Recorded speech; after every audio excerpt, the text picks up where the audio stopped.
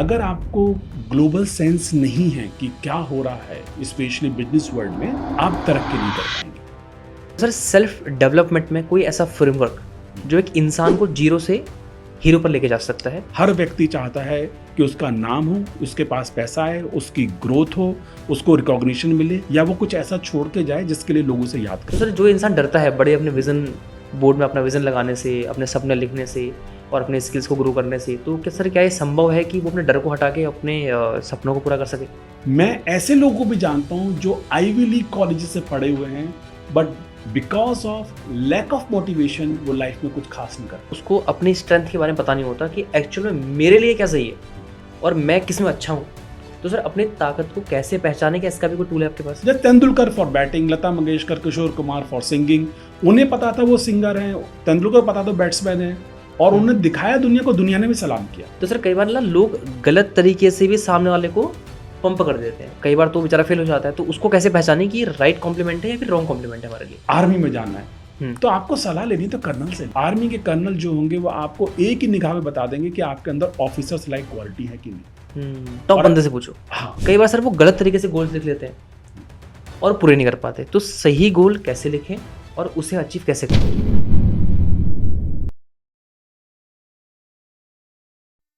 अगर आपको भी अपने वक्त और हालात को बदलना है तो सबसे पहले हमें इस बात का ध्यान रखना होगा कि सबसे पहले हमें खुद को बदलना होता है। और खुद को बदलने की एक जो ताकत होती है वो एक इंसान के अंदर तभी आती है जब उसके पास एक राइट डायरेक्शन हो, राइट गाइडेंस हो, और सही इंसान से जब वो सीखता है तब वो अपने आप को बदलने की ताकत पैदा कर लेता है। लेकिन बहुत सारे लोग आज गलत तरीके से खुद को मोटिवेट करते हैं, गलत तरीके से खुद को प्रेजेंट करते हैं और गलत तरीके से खुद को बदलना चाहते हैं। कई बार जो चीज़ें काम नहीं करती हैं उसे अपने जीवन में अप्लाई करते हैं और फिर डिमोटिवेट होते हैं, मोटिवेशन ढूंढते हैं, स्किल्स के बारे में जानने का प्रयास करते हैं और कई बार उन्हें असफलता ही मिलती है। लेकिन आज मैं आपको जिस इंसान से मिलाने वाला हूं वो न सिर्फ आपको एक सही गाइडेंस देंगे, सही फ्रेमवर्क देंगे, और साथ में उन बातों पर भी आपका ध्यान लेकर जाएंगे जिन बातों के ऊपर शायद आज तक आपने खुद पर कभी ध्यान नहीं दिया होगा, उसको इंप्रूव करने के बारे में, उसको बढ़ाने के बारे में। आज हमारे साथ the one and only leadership development coach Kulvir Singh ji connected हैं। स्वागत है सर आपका हमारे पॉडकास्ट में। कैसे हैं सर आप? Thank you very much Rajan ji. और आपकी जो ऊर्जा है, इसे देख के तो मैं खुद ही इस समय एनर्जेटिक फील कर रहा हूँ। और दूसरी बात, मैं आपको कॉम्प्लीमेंट देना चाहूँगा कि इतनी यंग एज में जिस प्रकार का आप कार्य कर रहे हैं और लाखों लोगों को आप इंस्पायर कर रहे हैं डायरेक्टली इनडायरेक्टली, उसके लिए मैं आपको बहुत बहुत धन्यवाद देना चाहता हूँ। Thank you so much, thank you so much. Sir मेरा पहला सवाल आपके लिए है, क्योंकि जब भी हमारे पॉडकास्ट में कोई आते हैं तो हम उनसे एक पॉइंट पर हमेशा चोट करने को कहते हैं और वो है उनकी स्टोरी। बहुत सारे लोग उससे कई बार बचना चाहते हैं कि सर हम अपने पास्ट को ना ही बताएं तो वो बेटर है। बट मेरा मानना सर ये है कि हम जिससे सीख रहे हैं, अगर हमने उसके पास्ट के बारे में ना जाना, हमने उसकी स्टोरी के बारे में ना जाना, तो मुझे लगता है कि कहीं ना कहीं फिर वो बातों का इम्पैक्ट हमारी लाइफ में उतना नहीं हो पाता। मैंने सर जहाँ तक आपके बारे में जाना और रिसर्च की तो मुझे पता लगा कि आप भी एक बहुत ही छोटे गाँव से, एक बेसिक से गाँव से आप उठ के आए हैं और आपकी जो बचपन की जो चीज़ें हैं वो बहुत ही ऐसी रही हैं कि जो बहुत दुविधापूर्ण रही हैं। कई बार उससे मन विचलित भी हो जाता है कि ऐसी जगह से उठ के एक इंसान कैसे आ सकता है। तो सर मैं जानना चाहूँगा क्या है कुलवीर सिंह जी की कहानी यहाँ तक पहुँचने की? यस, हर एक की जो जीवन की कहानी है, वही उसके डेवलपमेंट के बीज ऊपर वाले ने बोए होते हैं। हुँ। कुछ लोग उनको पकड़ लेते हैं और उसकी फसल बना के उसको ताउम्र खाते हैं, और कुछ लोग उनसे परेशान हो जाते हैं और अपनी निगेटिविटी पे चले जाते हैं। मेरा जन्म एक बहुत छोटे से गांव में, एक झोपड़ी के अंदर, एक छप्पर के नीचे हुआ। और जिन पेरेंट्स के थ्रू मैं आया, मेरी माँ ने कभी स्कूल का मुंह नहीं देखा। ओके। और मेरी जो प्रारंभिक शिक्षा दीक्षा हुई, बहुत ही बिलो एवरेज काइंड के स्कूल्स में हुई। स्कूलिंग के बाद अगर मैं देखता हूँ आगे बढ़ते हुए अपनी लाइफ को, कुछ चीजें मुझे मदद करती गई। बचपन से मुझे किताबों को देखना, पढ़ना, समझने का बहुत शौक था। बचपन से बहुत शौक था। कहीं भी अच्छा साहित्य मिल जाए तो मैं उससे मक्खी की तरह चिपक जाता था, और उस चीज ने मुझे बहुत हेल्प करी। लेकिन आज मैं इन बातों को कह पा रहा हूं। उस समय मैं एक बच्चे के समान दुविधा में रहता था कि मैं क्या लाइफ में कर पाऊंगा, क्या मेरे लिए बना है, मैं किस चीज के लिए बनाऊं। और सेल्फ कॉन्फिडेंस नाम की मेरे अंदर कोई चीज नहीं थी। मेरे पास अपने लिए बहुत सारे सेल्फ डाउट्स थे। कैसे होगा, क्योंकि घर में धन की भी अभाव था, सुविधाओं का अभाव था, और जो सबसे बड़ी चीज है, जो वैचारिक शक्ति है, वह भी मेरे को कहीं से नहीं मिलती थी। इसी उपाहापोह की स्थिति में बढ़ते-बढ़ते मैं कॉलेज में पहुँच गया। दूसरी चीज़, पहली चीज़ किताबों ने मेरी मदद करी, दूसरी चीज़ जिसने मेरी सबसे ज़्यादा मदद करी, फ़ोकस। मैंने अपने आप को कभी भी डिफ़ोकस नहीं होने दिया। मेरा फोकस हमेशा रहा है आपका। हमेशा रहा। और ये बात मुझे बहुत कम आयु में समझ में आ गई कि मुझे दरिद्रता और कमज़ोर मानसिकता के दलदल से कोई चीज़ निकाल सकती है तो उसका नाम है शिक्षा। और मैं हमेशा उसके ऊपर फ़ोकस्ड रहा। मैंने उसके बाद ग्रेजुएशन की, बीएससी की, और पैसे थे नहीं, नौकरी करनी थी मेरे को। तो मेरी जो पहली जॉब थी वो एशियन पेंट्स में लगी। Asian paint company. हाँ, वहाँ पर मुझे एक बहुत अच्छा माहौल मिला। चारों तरफ जो मेरे साथी थे, बहुत अच्छे स्कूल्स एंड कॉलेजेस से पढ़े हुए थे, और वो मेरा एक ऐसा सुअवसर था कि मैंने उसका भरपूर लाभ उठाया, भरपूर लाभ उठाया। फोकस तो आप पहले से थे ही। हाँ, फ़ोकस थे। और 4 साल जो मैंने एशियन पेंट्स में जॉब की, मेरा फ़ोकस इतना शार्प था कि मेरे पास पैसे होने के बावजूद इसी नोएडा से मेरी कर्मस्थली शुरू हुई है। ओके। मैंने एक मूवी 4 साल में नहीं देखी। I was so focused on my studies. मैं जॉब भी कर रहा था और अपने ऊपर फोकस कर रहा था। तीसरी चीज़ जो सबसे ज़्यादा मेरी मदद करती थी वो थी मेरी ईमानदारी। ईमानदारी इन टर्म्स ऑफ मुझे किसी को बताने में गुरेज नहीं होता था कि ये मेरी 3 कमियाँ हैं। For example, my English was very poor, my communication skills were very poor, my interpersonal skills were very poor. So लोग अपनी कमजोरियों को छुपाते हैं। जो भी आज इस पॉडकास्ट को देख रहे हैं, अगर आपको लाइफ में सफल होना है, आप ईमानदार बने, अपने प्रति ईमानदार बने। अगर आप ईमानदार नहीं हैं, अपनी कमियां छुपा रहे हैं, आप कभी भी आगे नहीं बढ़ पाएंगे। 4 साल जॉब करने के बाद मैंने सेविंग्स जो की, then I invested that saving doing my full time MBA, और उस तरह से मैं कॉर्पोरेट वर्ल्ड में आया। अब यहाँ से मैं थोड़ा सा आपको थोड़ा जल्दी से बताऊं, कॉर्पोरेट वर्ल्ड में भी मुझको अपनी कमियां दिखती थी। काम करता गया, कमियां दूर करता गया और शिक्षा लेता गया। ग्लोबल एजुकेशन मेरे पास होनी चाहिए, और आपको भी आज की तारीख में ग्लोबल अंडरस्टैंडिंग होनी चाहिए, जहां पर कि पूरी दुनिया एक ग्लोबल विलेज बन चुकी है। अगर आपको ग्लोबल सेंस नहीं है कि क्या हो रहा है स्पेशली बिजनेस वर्ल्ड में, आप तरक्की नहीं कर पाएंगे। ओके। सो 2014-15 में फिर से जो मेरे पास सारी सेविंग्स थी, मैंने उसको फेलोशिप करने में एसपी जैन दुबई कैंपस से, जो कि उस समय नंबर 1 था एग्जीक्यूटिव एजुकेशन में, मैंने लगभग सारे पैसे लगा दिए। ओके, उसको हासिल करने के लिए। और वहाँ से जो मुझे विद्या मिली, मेंटरशिप मिली वहाँ के प्रोफेसर से, that changed my life. Of course जो बचपन से करता आया वो तो कंपाउंडिंग हो ही रही थी। यहाँ पर एक लेसन राजेंद्र जी मैं आपकी ऑडियंस के लिए, आपके व्यूअर्स के लिए देना चाहूंगा। आप जो भी प्रयास सेल्फ डेवलपमेंट के लिए करते हैं, वो कंपाउंड होता चला जाता है, और हो सकता है कि उसके रिजल्ट्स आपको एकदम ना मिले, लेकिन जिस दिन मिलेंगे, मैं ब्याज के मिलेंगे, मैं अपने व्यक्तिगत अनुभव से कह सकता हूं। तो मेरी जर्नी इस प्रकार से रही कि हर एक जो मेरे जीवन में दुविधा थी, दरिद्रता थी, मैंने उसको लेसन की तरह देखा। तो सर अभी जैसे आपने कहानी बताई कि गाँव से हम निकल के आए, और जो भी सारी चीज़ें आपने बताई वो सर इतनी आसान तो नहीं होती हैं। जो आपने कहा कि सेल्फ डाउट होता था, पता नहीं रास्ता मिलेगा कि नहीं मिलेगा, फिर आपने जॉब की, फिर आपने पैसे लगाए, फिर आप दुबई गई पढ़ाई करने के लिए, फिर आप वहाँ से आपने कहा शिक्षा की आपने बहुत बात की सर, शिक्षा। और लेकिन सर एक चीज़ मैं आपसे पूछना चाहता हूँ कि आज जितनी आप ट्रेनिंग्स वगैरह करते हैं कॉर्पोरेट वर्ल्ड के अंदर, तो अभी आप सर कहाँ पर हैं? अभी हम आपको क्या बुलाएँ? हम लीडरशिप डेवलपमेंट कोच बुलाएँ, या सर मैं चाहूँगा कि एक बार अपने बारे में आप बताएँ कि आप अभी क्या करते हैं और अभी किस तरह की ट्रेनिंग आप लोगों को दे रहे हैं? सो राजेंद्र जी, आज की तारीख में मैं एक बहुत बड़ी कंसल्टिंग फर्म में ओके। शीर्षस्थ स्थान पे पहुंच चुका हूं, और मैं एक talent and leadership development consultant हूं, और साथ में मैं लाइफ कोच हूं, और सैकड़ों लोगों की कोचिंग और मेंटरिंग मैं आज करता हूं, और मैं बहुत ही संतुष्ट जीवन जीता हूं।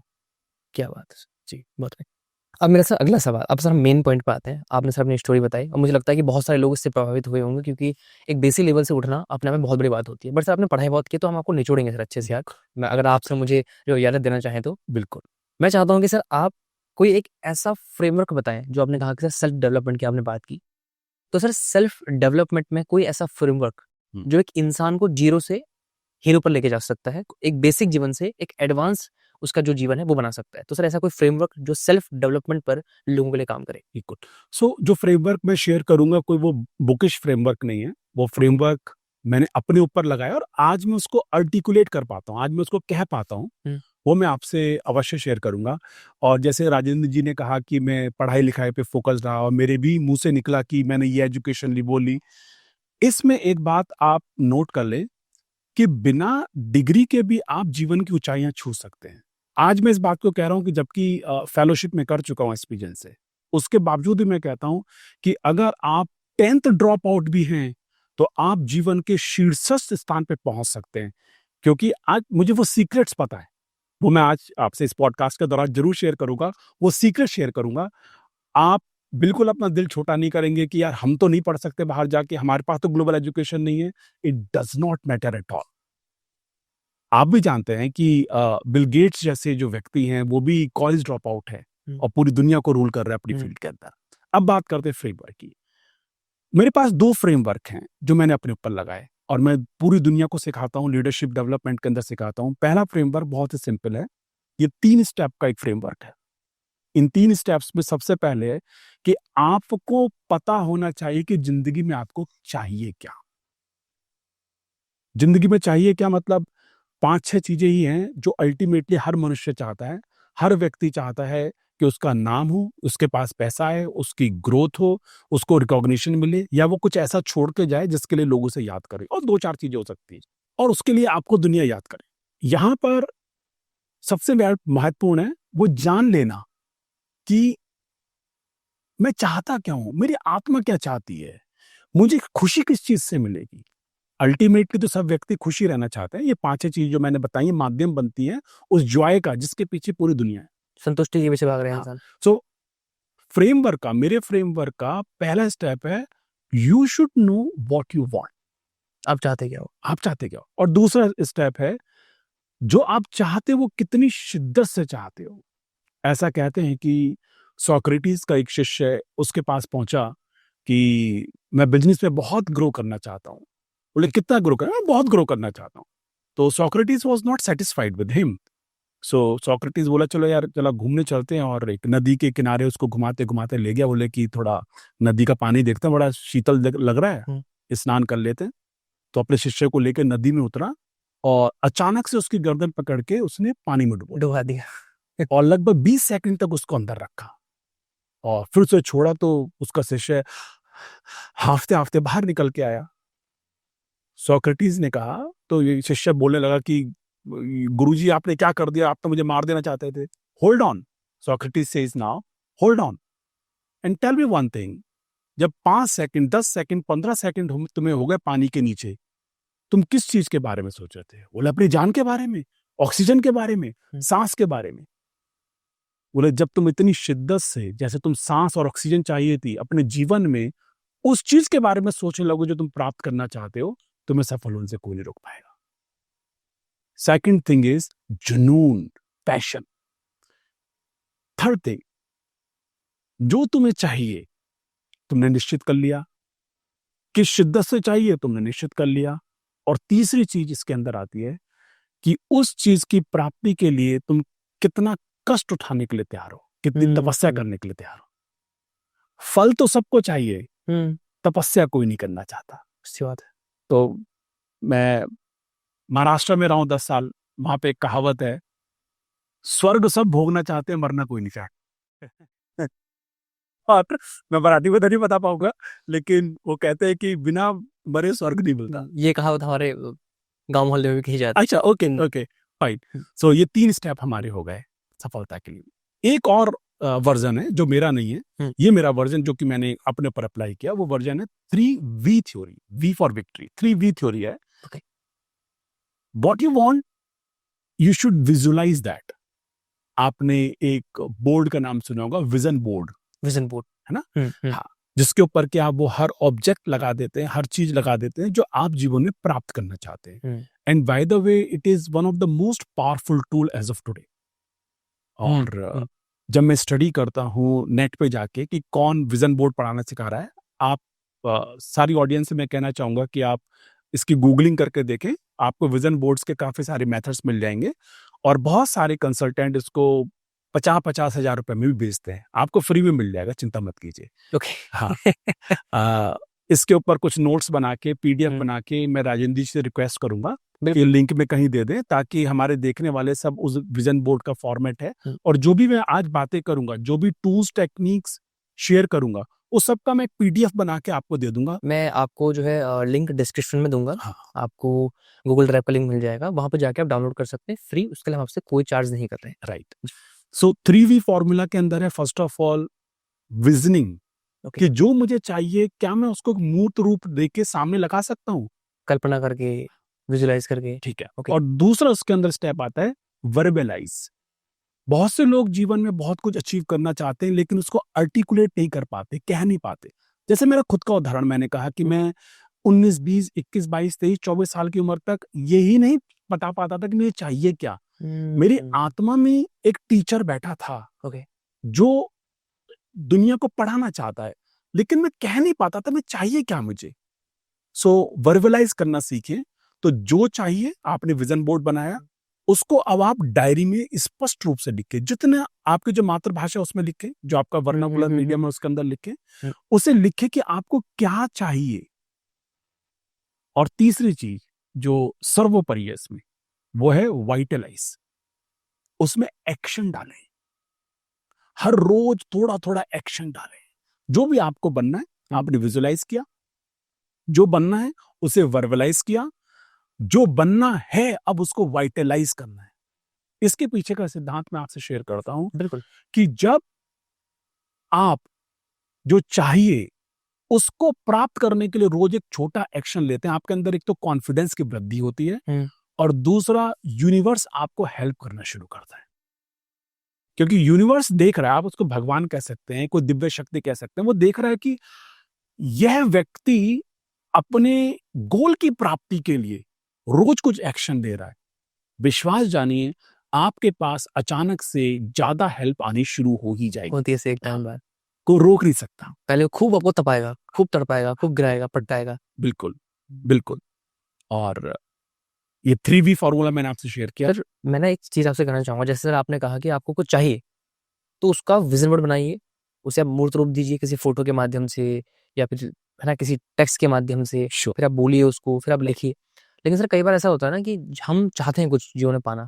मैंने सर एक चीज़ ऑब्ज़र्व करी है और अभी मैं किताब लिख रहा हूँ, उसके अंदर मैंने इन चीज़ों को डाला भी है। तो मैंने सर जब पहली बार अपना गोल लिखा, तो मुझसे कहा गया सेल्स में कि आप ना एक विज़न बोर्ड बनाइए, आपको क्या-क्या चाहिए? तो मैंने लिख दिया मुझे मर्सिडीज़ चाहिए, मुझे इतने करोड़ का घर चाहिए, इतना बैंक बैलेंस चाहिए, फॉरेन टूर चाहिए, ये चाहिए, वो चाहिए, सब लिख दिया और मैंने अपने घर में फ़ोटो पे लगा दी। जब मैं गाँव में था, झोपड़े का हमारा घर, मिट्टी की दीवार, उसमें मैंने वो एक तीखी लकड़ी करी, उसको घुसा के यहाँ पर टाँग दिया। अब जितने लोग आए वो मेरी बेइज़्ज़ती करें, जितने लोग आए मेरी बेइज़्ज़ती करें। घर की तेरी ये हालत है और तू यहाँ कार और है ना बड़ी-बड़ी चीज़ों के तूने सपने टाँग रखे हैं। उससे सर क्या हुआ, मेरा कॉन्फिडेंस लूज़ हो गया। फिर सर जो आपने कहा और मैंने सर फिर एक चीज़ समझी, मैंने कहा क्यों ना मैं इसको विज़न बोर्ड पे तो रखूँ कि मुझे एक टाइम पास चाहिए, पर मुझे लगता है कि शायद अभी मैं इसके लिए इतना कैपेबल नहीं हूँ। मैं शायद अभी इसके लिए जो है इतना जो सशक्त नहीं हूँ कि इसको मैं पा सकूँ। तो मैंने कहा क्यों ना मैं स्किल्स पे काम करूँ। तो सर मैंने फिर अपने विज़न बोर्ड को अपने स्किल से कनेक्ट किया कि अब मुझे जो चाहिए इसको पाने के लिए मुझे कौन-कौन सी स्किल्स पे काम करना चाहिए। तो सर मुझे लगता है कि कई बार ना लोग जैसे डर जाते हैं बड़े-बड़े सपने लिखने से। तो सर ये तो फिर एक कारण कई बार ये भी होता है कि इंसान का वो डरना कि मैं पता नहीं हासिल कर पाऊँगा कि नहीं कर पाऊँगा। तो सर कई बार ऐसा भी हो सकता है, मैं आपसे पूछना चाहूँगा, क्या कभी ऐसा होता है कि एक इंसान सपने लिख रहा है बट वो कई बार उसके हाथ काँप रहे होते हैं, पता नहीं पूरा होगा कि नहीं होगा, उसके अंदर से आत्मा कहती नहीं है कि ये तू कभी हासिल भी कर पाएगा कि नहीं कर पाएगा। तो सर जो इंसान डरता है बड़े अपने विज़न बोर्ड में अपना विज़न लगाने से, अपने सपने लिखने से और अपने स्किल्स को ग्रो करने से, तो क्या सर क्या ये संभव है कि वो अपने डर को हटा के अपने सपनों को पूरा कर सके? बहुत बहुत गहरी बात आपने राजेंद्र जी यहाँ पर पुट फॉरवर्ड की है। शुरुआत वही है। ओके, शुरुआत वही है और डर का मतलब है कि मैं कहीं सेल्फ कॉन्फिडेंस लूज कर रहा हूँ। लूज़ कर रहा हूँ। और दूसरी बात, कोई व्यक्ति मेरे बारे में क्या सोचता है, कोई व्यक्ति मुझे देख के हंसी उड़ाता है, मेरी विजन बोर्ड को देख के हंसी उड़ाता है, हुँ। अपने को एक ही बात रिमाइंड करानी है, what others think about me is none of my business.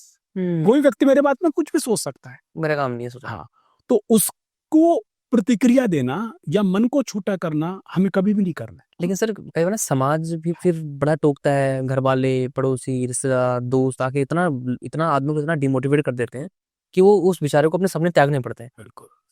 सो आप ध्यान रखिए, यूनिवर्स बड़ा देने से पहले बड़ी परीक्षा लेता है। यूनिवर्स आपको बड़ा देने से पहले बड़ी परीक्षा इसलिए लेता है कि आपके पास कल को बड़ी सफलता आएगी तो आप संभाल भी पाओगे कि नहीं। आपको मेंटली टफ बनाया जा रहा है इस तरह के ताने दिलवा। सही कहा सर आप। अब एक बात देखिए, जैसे मैं भी गांव से आता हूँ, बहुत छोटे परिवार से हूँ। हमारे घर के पास कुछ कुम्हार रहते थे और वो घड़ा बनाते थे। आज तक मैंने किसी कुम्हार को कच्चा घड़ा, कच्ची मिट्टी का बेचते हुए देखा नहीं। तो मैंने एक बार पूछा बचपन में कि आपने घड़ा तो बना लिया, आप इसको बेच दो। तो वो हंसने लगा मेरी बाल सुलभ जिज्ञासा को देख के। वो कहता है, बेटा जब तक ये रात भर तपेगा नहीं ना भट्टी में, इसके अंदर पानी को ठंडा करने की कैपेबिलिटी पैदा नहीं होगी। पहले तो ये होल्ड ही नहीं कर पाएगा पानी को, क्योंकि जैसे ही कच्चे घड़े में पानी डालोगे टूट जाएगा।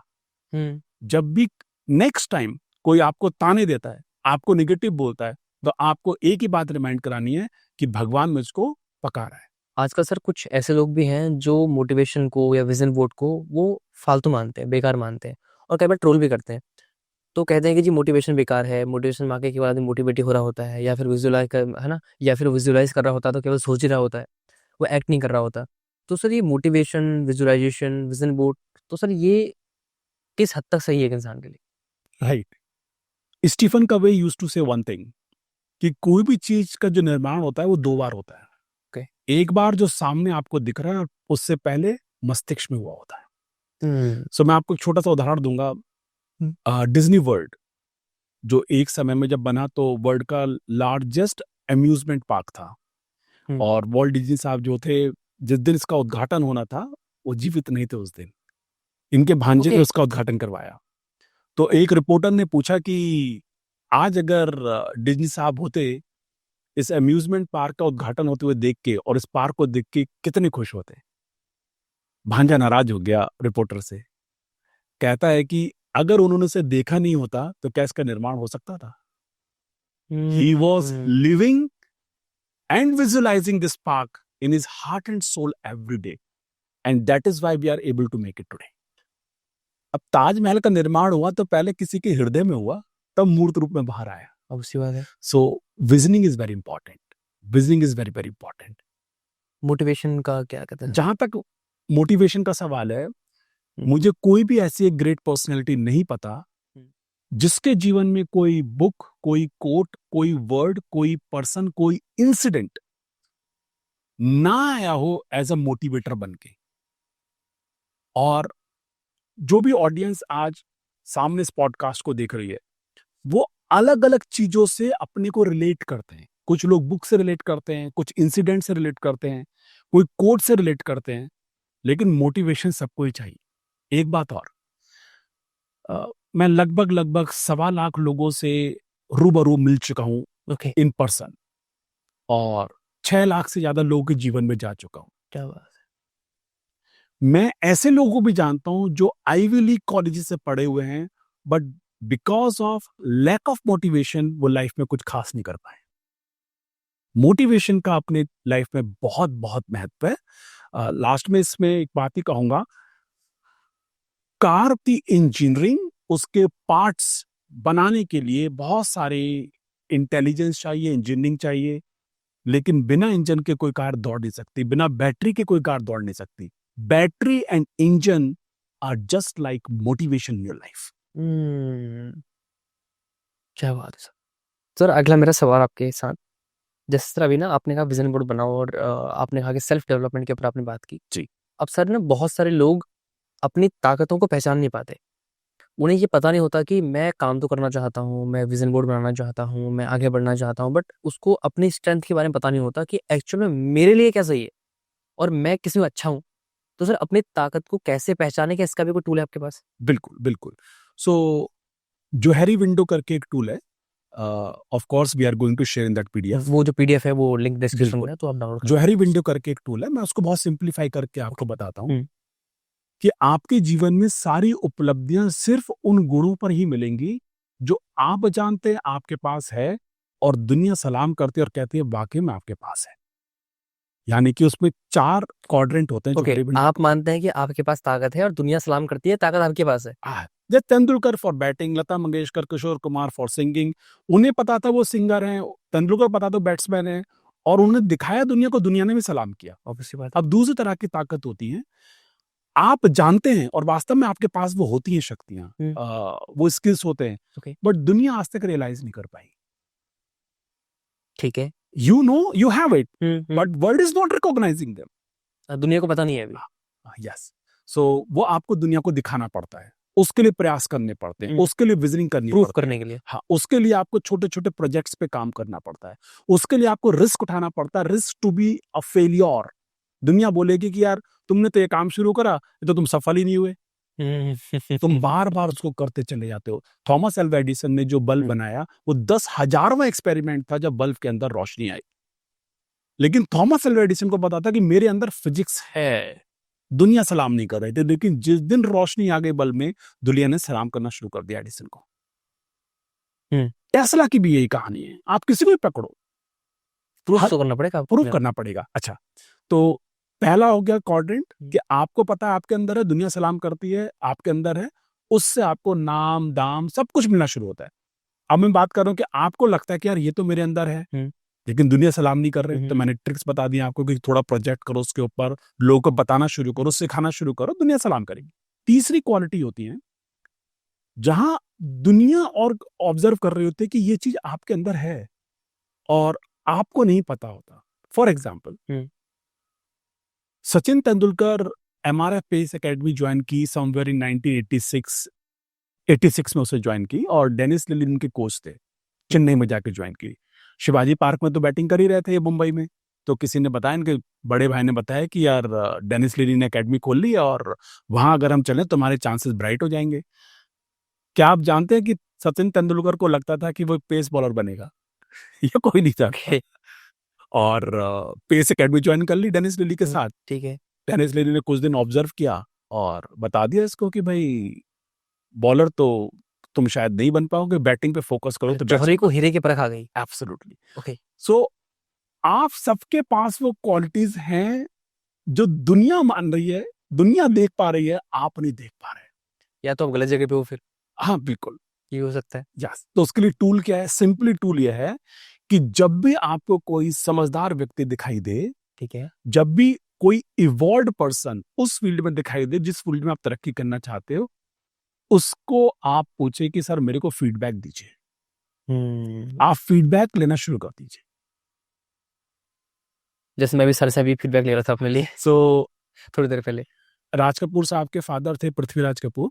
ठीक है। जब वो 10th पास करके मुंबई में उन्होंने किया, तो 10th पास करके निकल रहे थे, तो उन्होंने अपने प्रिंसिपल से पूछा कि सर आगे तो मेरी पढ़ने की इच्छा है नहीं, और आपने कई सालों मुझको ऑब्जर्व किया है, आप क्या कहते हो कि मैं किस प्रोफेशन में सफल होऊंगा?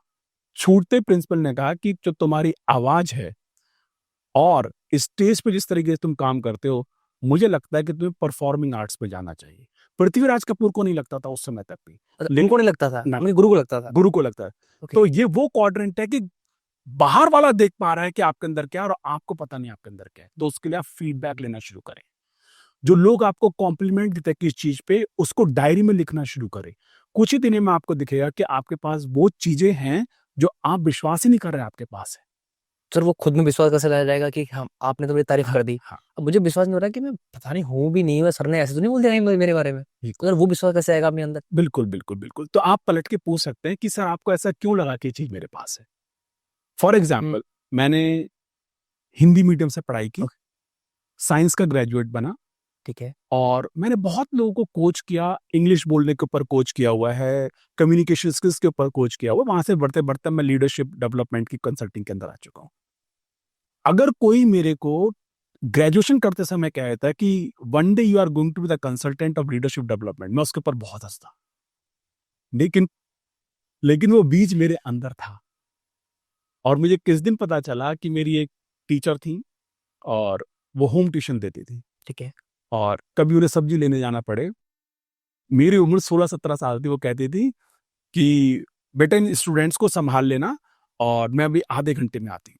1 बार 2 बार सो मैंने उनसे पूछा कि मैडम आपको क्यों लगता है कि मैं क्लास संभाल सकता हूँ, मैं तो अभी बहुत छोटा हूँ। उन्होंने एक बार कहा था कि तेरे अंदर अच्छे टीचर के गुण हैं। आज मैं रिकॉल कर पा रहा हूँ, उस समय मैं सीरियसली नहीं लिया। फिर धीरे-धीरे फिर मुझे समझ में आया कि अच्छा, अगर टीचिंग के गुण हैं तो फिर मैंने होम ट्यूशन्स भी देनी शुरू कर दी, साइकिल से जा के, और वो गुण मेरे निखरते चले गए। और आप अब बहुत ही फैंसी टर्म्स हैं कि भाई मैं लीडरशिप डेवलपमेंट कंसल्टेंट हूँ, कोच हूँ, ये हूँ, लेकिन at the end of the day you are teaching.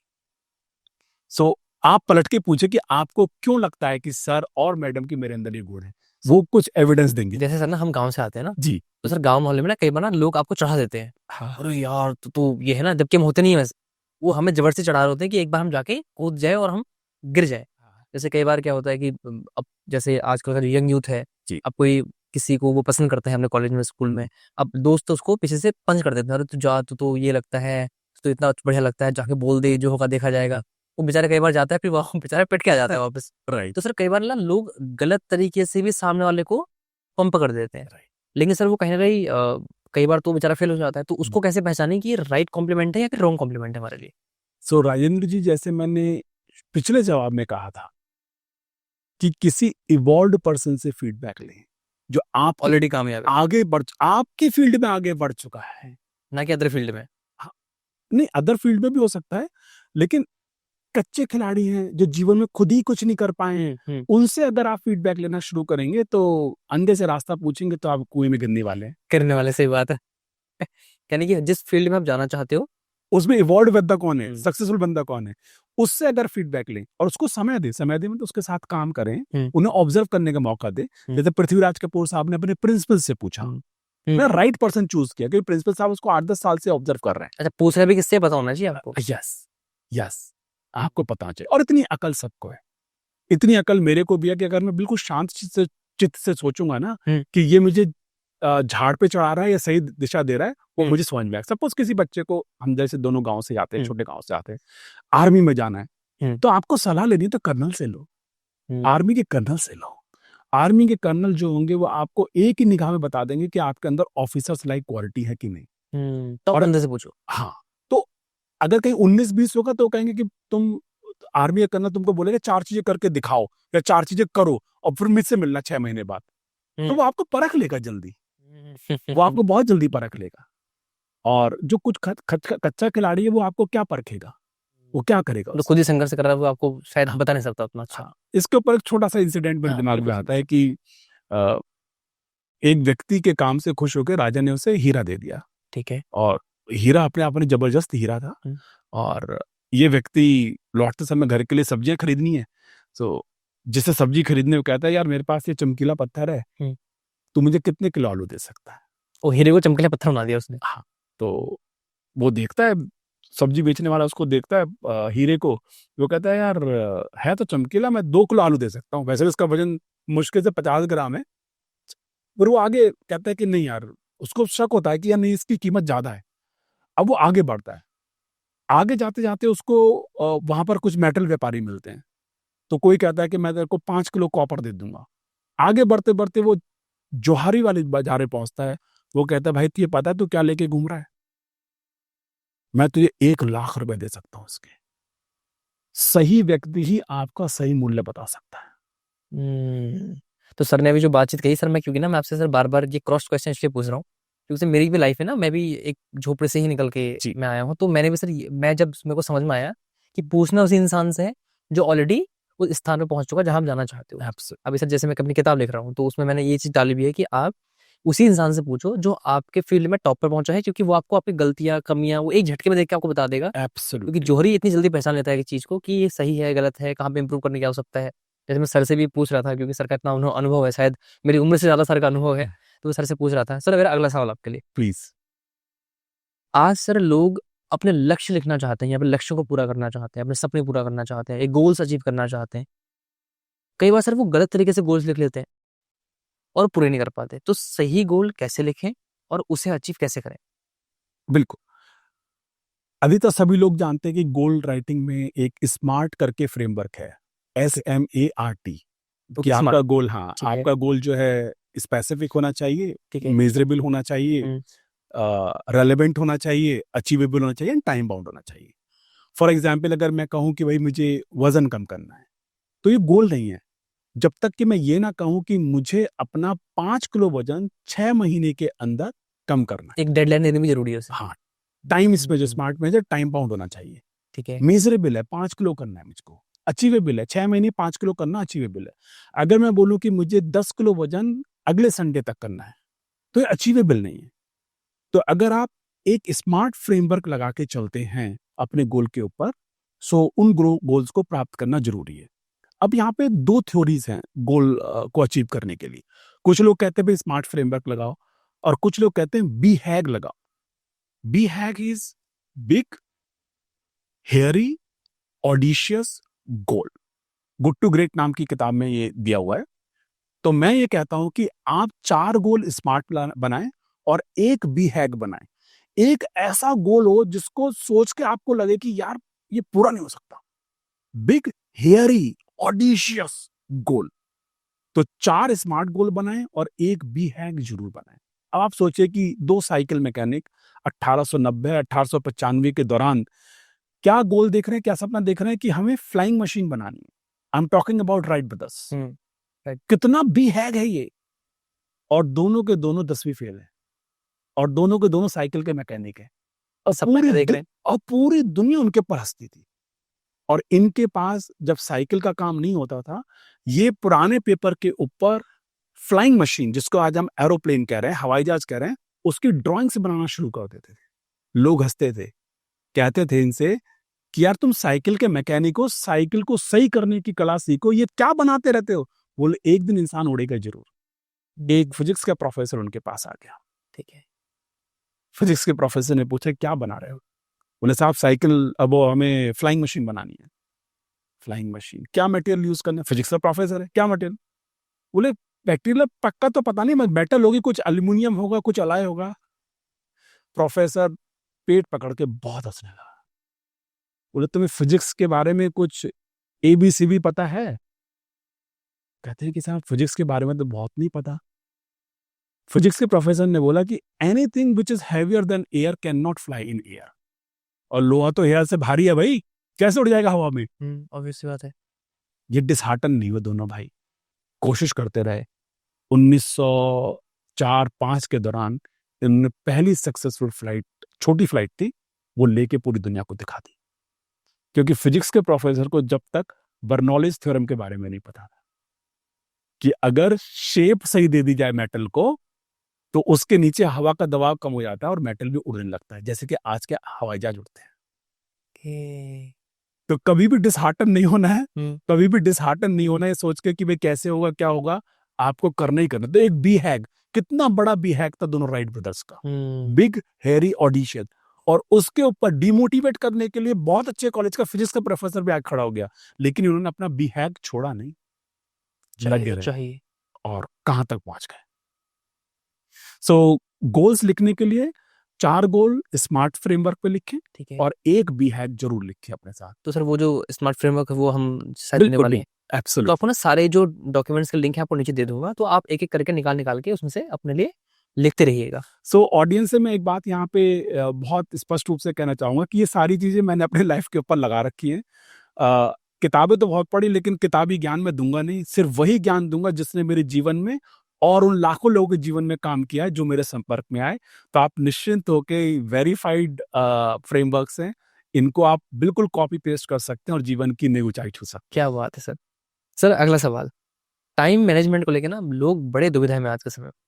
मतलब हर जगह टाइम मैनेजमेंट की बात चल रही होती है। हमारा टाइम ही नहीं है हमारे पास, ना हम कहीं घूमने का टाइम हमारे पास, ना कुछ कोई हमारा पैशन फॉलो करने का टाइम हमारे पास। तो टाइम को लेकर ना लोग बड़ा परेशान रहते हैं। तो सर मेरा आपसे सवाल ये है, और कई सारे लोग ना टाल मटोल भी करते हैं। फिर जिसके पास टाइम होता है वो टाल मटोल करता है, कल कर लूंगा, बाद में कर लूंगा, देख लूंगा। जिसके पास टाइम नहीं है वो टाइम को लेकर परेशान है। तो टाइम को कैसे मैनेज करें और टाल मटोल को कैसे दूर करके हम जहाँ पहुंचना चाहते हैं हम पहुंचे। बिल्कुल। सो राजेंद्र जी, टाल मटोल को हम इंग्लिश में प्रोक्रेस्टिनेशन बोलते हैं, और टाइम और प्रोक्रेस्टिनेशन का बहुत गजब संबंध है। मैं आपको आज इसकी डीपेस्ट न्यूरो साइंस आपको दे देता हूँ। ठीक है। व्यक्तिगत रूप से मैं मानता हूँ कि टाइम मैनेजमेंट अपने आप में कुछ नहीं है। ये बहुत बड़ा स्टेटमेंट है। अगर आपको अपनी लाइफ का पर्पस पता है, सारा टाइम उस पर्पस के अराउंड अपने आप इकट्ठा हो जाता है। फॉर एग्जाम्पल, मैं सुबह 4 बजे उठता हूँ, ठीक है। मेडिटेशन करूंगा, योगा करूंगा, रीडिंग करूंगा। मुझे कभी अलार्म क्लॉक की जरूरत नहीं है, जबकि अलार्म लगाता हूं मैं अपने मोबाइल में 3:50 का अलार्म लगा हुआ है, डबली श्योर रहने के लिए कि कहीं मेरा मिस ना हो जाए सुबह का रूटीन। 99.99% ठीक 3:50 से ठीक पहले मेरी आंख खुल जाती है। मुझे अपने जीवन का पर्पस मालूम है। मुझे अगर 1 मिलियन लोगों की जीवन में पहुंच के सकारात्मक परिवर्तन लाना है, तो मुझे स्वयं को कितना स्ट्रांग बनना पड़ेगा, स्वयं को कितना परिवर्तित करना पड़ेगा। जब आपको अपने जीवन का पर्पस मालूम होगा ना, आपको टाइम मैनेज करने की सोचनी ही नहीं पड़ेगी। टाइम अपने आप मैनेज हो जाएगा। वास्तव में आपको टाइम प्रायोरिटाइज करना है। आपके जीवन की प्रायोरिटीज क्या है, वो आपको पता है क्या? वो ही नहीं पता। टाइम देना का है। कहाँ देना है? मैं कॉर्पोरेट वर्ल्ड में पिछले 25 साल से देखता हूँ, बड़े बड़े जो कॉर्पोरेट लीडर्स हैं, उनके इंडिविजुअल डेवलपमेंट प्लान डिजाइन किए, डेवलप किए, एग्जीक्यूट किए, रिजल्ट पैदा किया। कई बार मैं देखता हूँ कि ये टॉप एग्जीक्यूटिव जो हैं, फॉर एग्जाम्पल से प्रेसिडेंट, सीनियर प्रेसिडेंट वगैरह वगैरह, इनकी प्रायोरिटी में कई बार हेल्थ और फैमिली नहीं होती। ये सारा का सारा समय काम के ऊपर लगा रहे होते हैं। ठीक है। और जब इनसे घर वाले कहते हैं कि हमको लॉन्ग हॉलीडेज पे चलना है या वीकेंड आ रहा है, हमको यहाँ जाना है, तो इनके मुंह से निकलता है मेरे पास समय ही कहाँ है। समय है, उसकी प्रायोरिटीज वर्क हो चुकी है। समय सबके पास है। एक बहुत ही फेमस कहावत है, a busy person has time for everything. Okay. अब आप बिल क्लिंटन साहब को देखिए, वो रोज 1.5 घंटा गोल्फ खेलते थे, आधा घंटा रोज जिम के अंदर देते थे। प्यूतन साहब को देख लीजिए, 1 घंटे का जिम रोज करते हैं पिछले 40 साल से। रशिया के। हाँ, मेरे ख्याल से आप लोग प्यूतिन जैसी रेस्पॉन्सिबिलिटी और अकाउंटेबिलिटी वाली सीट पे तो नहीं बैठे हो। अगर प्यूतिन साहब अपने लिए समय निकाल सकते हैं जिम के लिए, आप क्यों नहीं निकाल सकते? क्योंकि उसने प्रायोरिटाइज कर रखा है। बड़े लीडर्स लाइक मोदी साहब को देखिए, रोज 1 घंटा योगा करते हैं।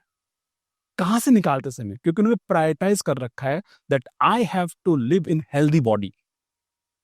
और इसके लिए समय निकलेगा, और इसके लिए टाइम निकालना है। नहीं, समय निकलेगा। अब आप एक चीज देखिए कि बचपन में हम सब टाइम टेबल बनाते हैं कि शाम को 1 घंटे मैथ्स पढ़ूंगा, 1 घंटे साइंस पढ़ूंगा, 1 घंटे इंग्लिश पढ़ूंगा, 1 घंटे पढ़ूंगा, और वो टाइम टेबल 2 दिन भी फॉलो नहीं होता। लेकिन जो टॉपर बच्चा होता है, उसकी प्रायोरिटी में अगर एजुकेशन आ गई, जैसे मैं अपना उदाहरण लूं, मुझे कभी अपने शेड्यूल पढ़ाई के लिए बना नहीं पड़े। सिंपल थी मेरी लाइफ, खाना, पीना, सोना, खेलना, पढ़ना। मेरी नींद, मेरी बेसिक नेसेसिटीज के बाद जो भी समय था, सब पढ़ाई में जा। मैंने कभी शेड्यूल नहीं बनाया अपनी पढ़ाई लिखाई का, क्योंकि स्पष्ट है ना मेरे को कि शिक्षा सर्वोपरि है मेरे लिए, तो मेरी प्रायोरिटी क्लियर हो गई। यानी सर आप ये कहना चाहते हैं कि जिसको पता है कि मुझे क्या करना है, यस, उसको ये इन चीजों में पढ़ने की आवश्यकता पड़ती नहीं है, वो खुद ही कर लेता है। मैंने यस, टाइम मैनेज वो नहीं कर पा रहा है जिसको जीवन का पर्पस नहीं पता है। जिसे पता है उसे मैनेज करने की जरूरत ही नहीं है। So know your priorities and manage your priorities. अब हम न्यूरो साइंस में चलते हैं, यहां से थोड़ा और डीप इसके ऊपर विषय पे बात करते हैं, जो कि आपने प्रोक्रेस्टिनेशन की बात की थी, जो कि बहुत बड़ा इशू है बहुत सारे लोगों, यंगस्टर्स के लिए नहीं, बड़े बड़े लोगों के लिए प्रोक्रेस्टिनेशन है। प्रोक्रेस्टिनेशन आता कहां से, टाल मटोल आता कहां से?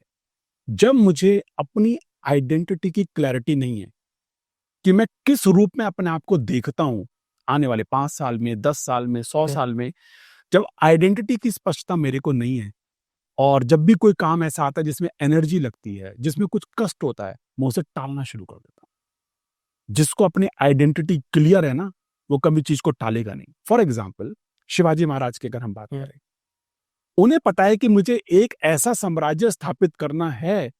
अब ना तो उनको नींद आएगी, ना उनको भूख परेशान करेगी, ना उनको खाने का स्वाद का कुछ पता होगा। उनको एक ही चीज पता है कि मुझे कौन सा साम्राज्य है स्थापित करना है।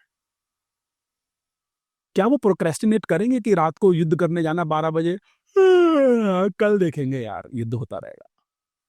Can he afford to procrastinate? He can never.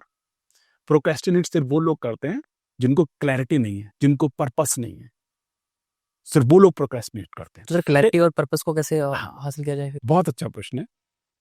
अपनी आइडेंटिटी, वो आदर्श सेल्फ, वो आइडियल सेल्फ अपना आप लिख लीजिए कि जब मैं इस पृथ्वी से जाऊं तो मैं किस चीज के लिए जाना चाहूंगा। अगर आपको एक प्रश्न बहुत ओवरवेलमिंग लगता है, बहुत बड़ा लगता है, तो आप 1 साल का अपना कोई बड़ा गोल लिख सकते हैं, 5 साल का गोल लिख सकते हैं कि मुझे 5 साल के अंदर ये अचीव करना ही करना है, कम वॉट में, और इसके अगेंस्ट मुझे क्या एक्शन लेने पड़ेंगे, ईयरली बेसिस पे, मंथली बेसिस पे, वीकली बेसिस पे, डेली बेसिस पे। सर जैसे अभी आपने बात की टाल मटोल की और टाइम मैनेजमेंट की, अब सर अगला सवाल ना ये मेरे दिल के बहुत करीब है, क्योंकि मुझे लगता है कि आज जहाँ पर भी मैं आया इसी स्किल के माध्यम से पहुंचा जी। वो है सर कम्युनिकेशन स्किल्स, बातचीत करने की कला। और इसके ही माध्यम से सर लोग बड़े लीडर बन जाते हैं। क्या बोलना है, कैसे बोलना है, किस लैंग्वेज में बोलना है, किस अदा से बोलना है, इसके माध्यम से आज लीडर्स बहुत अच्छे पैदा होते हैं और बहुत शानदार तरीके से रूल कर रहे होते हैं। लेकिन सर बहुत सारे लोग ना कम्युनिकेशन को नहीं समझ पाते। कई सारे लोग ऐसे होते हैं जो डरते हैं, वो घबराते हैं कि हम स्टेज में जाएंगे तो कैसे बोलेंगे, हम लोगों से बातचीत कैसे करेंगे। जबकि सर मेरा भी बैकग्राउंड कोई खास रहा नहीं है, उसके बावजूद सर एक जो आपने कहा पर्पस वाली बात, पर्पस था तो कई बार गलतियां की, कई बार सही से नहीं बोल पाया, कई बार गलती कर दी, लेकिन उसके बाद भी इन चीज़ों को करता गया। तो सर कम्युनिकेशन स्किल्स को मैं चाहता हूँ कि आप बताएं कि एक्चुअल में अगर कोई अपने कम्युनिकेशन को बेटर बनाना चाहता है तो कैसे बनाए, और उससे पहले सर क्या कम्युनिकेशन स्किल्स हर किसी को सीखनी चाहिए और कितनी ज़रूरी है ये अपने फील्ड में आगे बढ़ने के लिए, भले वो किसी फील्ड में हो। आज ही आप गूगल कर लें, हम्म। आज ही आप चैट जीपीटी पे डाल दें कि 5 top skills required for success in life, communication skills उसमें से एक निकल के आएगा। निकल के आता है, बिल्कुल निकल के हाँ, आती है। बिल्कुल। उसमें से दूसरा एक इमोशनल इंटेलिजेंस निकल के आएगा, उसमें से एक प्रॉब्लम सॉल्विंग निकल के आएगा, उसमें से रेजिलियंस एक निकल के आएगा। ऐसे 5 स्किल हैं, मैं कई बार इस सर्च को करके देख चुका हूँ। Hmm. In the absence of great communication skills बहुत सारे लोग जीवन में पीछे रह जाते हैं, इसमें भी कोई शक नहीं है ना? और जो भी आपकी क्वालिफिकेशन है, जो भी आपका प्रोफेशन है, बिना अच्छे कम्युनिकेशन के उसमें आगे बढ़ना तकलीफ-देह हो सकता है। मैं ये नहीं कह सकता कि आप नहीं बढ़ पाओगे, आप बढ़ सकते हो, आप बड़ी मेहनत करोगे तो बढ़ जाओगे। बट कम्युनिकेशन स्किल जो है लुब्रिकेंट का काम करेगा। आपकी यात्रा के जो व्हीकल है ना, उसमें वो तेल का काम करेगा। ओके। हाँ, तो आप स्मूथली आगे पहुँचोगे। सो आपका जो पहला प्रश्न का पहला हिस्सा है कि कितना इम्पोर्टेंट है, बहुत इम्पोर्टेंट है। ये मैं ही नहीं कह रहा, आप गूगल और चैट जीपीटी पे डाल दो, वो भी कहते हैं। अब दूसरी बात, हम अपने कम्युनिकेशन को कैसे इम्प्रूव कर सकते हैं? अच्छे कम्युनिकेशन की जड़ में ज्ञान बैठा होता है, अच्छे कम्युनिकेशन की जड़ में कॉन्फिडेंस बैठा होता है, और उसके बाद अदाएं आती हैं। जैसे जैसे आपने कहा, इंटोनेशन आता है, आपकी वोकैबुलरी आती है, आपका मॉड्यूलेशन आता है, आपका वेरिएशन ऑफ वॉइस आता है। ये सब सीखा जा सकता है। मुझे लगता है कि आज का जो दौर है 21वीं शताब्दी में, ये संचार क्रांति का जो दौर है, ये किसी भी लर्नर के लिए दी बेस्ट टाइम है। आप कितना सीखना चाहते हैं? मूक्स हैं, मूक्स कहते हैं मैसिव ओपन ऑनलाइन कोर्सेस, जिसमें कोर्सेरा, उडेमी, ये सब कुछ आ जाते हैं, लिंक्डइन लर्निंग, ये सब कुछ आ जाते हैं। आपको जिस प्रकार का प्रोग्राम चाहिए, 300 रुपए में, 350 रुपए में, 400 रुपए में, फ्री में उपलब्ध है। आप करने वाले बनिए। बिल्कुल। सो कम्युनिकेशन स्किल्स इंप्रूव करने के लिए मैंने जैसे ज्ञान, अब ज्ञान किस चीज का होना चाहिए? प्रारंभिक स्तर पे जीवन के लिए जितनी भी चीजें लगती हैं उसको थोड़ा थोड़ा ज्ञान सबको, जैसे खाने पीने का ज्ञान, ड्रेसिंग का ज्ञान, पॉलिटिक्स का ज्ञान, इकोनॉमिक्स का ज्ञान, साइंस का ज्ञान, इस तरह से एक लिस्ट बन जाएगी। तो उसमें जो सेंटेंसेस यूज होते हैं, उसमें जो वोकैबुलरी यूज होती है, वो आपके पास आनी चाहिए। एक तो ज्ञान आपके पास है, तो आप भिन्न भिन्न प्रकार के लोगों के साथ उठ बैठ के बोलना सीख जाएंगे। वो वोकैबुलरी आपके पास आनी शुरू हो गई, वो नॉलेज आपके पास आनी शुरू हो गई। इसके लिए सबसे महत्वपूर्ण है कि आप पढ़ना शुरू करें, किताबें पढ़ना शुरू करें, या ब्लॉग्स पढ़ना शुरू करें, या उससे रिलेटेड पॉडकास्ट कुछ देखना शुरू करें, उससे रिलेटेड यूट्यूब देखना शुरू करें। फाइन, ठीक है। आपको ज्ञान इकट्ठा करना ही पड़ेगा, क्योंकि बिना ज्ञान के बोलो क्या। एक अंग्रेजी में कहावत है, a person who does not read new things daily, he has nothing to speak new. जो नया पढ़ता नहीं, उसके पास नया बोलने के लिए नहीं हो। जिसके पास नया बोलने के लिए नहीं, उसके पास कॉन्फिडेंस नहीं। जिसके पास कॉन्फिडेंस नहीं, उसके पास कम्युनिकेशन स्किल्स कहाँ से आएगा? नहीं आएगी। अभी सर जैसे आपने बात की कि कम्युनिकेशन स्किल्स कितनी महत्वपूर्ण है, आपसे इसको इम्प्रूव कैसे किया जाए? क्योंकि बहुत सारे लोग चाहते हैं कि हम इम्प्रूव करें, जैसे आपने कहा किताबें पढ़िए, जैसे सर मैंने इम्प्रूव की थी, तो मेरी टेक्निक अलग है, बट सर आपने तो इतने लंबे टाइम से आपने काम किया, तो हो सकता है आप कुछ हमें आज नया दे दें, जो मुझे भी सीखने को मिले। तो मैं चाहता हूँ मैं बोलूँ ना इसमें, आप भी सर इसमें थोड़ा-सा स्पष्टता रखें कि कैसे कोई इम्प्रूव कर सकता है अपने कम्युनिकेशन स्किल्स को? जैसे कि मैंने आपसे शेयर किया कि 21वीं शताब्दी और संचार क्रांति का जो दौर चल रहा है, उसमें अपने आप को इम्प्रूव करना बहुत आसान है बनिस्बत के जो 30 साल पहले मैंने दौर देखा हुआ है। ठीक है। अगर आज आपको कम्युनिकेशन स्किल्स इम्प्रूव करने हैं, सो ऐसे ऐप्स उपलब्ध हैं जहाँ पर कि एक एआई बेस्ड ऐप आपसे बात करेगा। आप उसको अपने जीवन के बारे में बताना शुरू कर दें, आप अपनी दिनचर्या के बारे में बताना शुरू कर दें, आप अपने ड्रीम्स के बारे में बताना शुरू कर दें।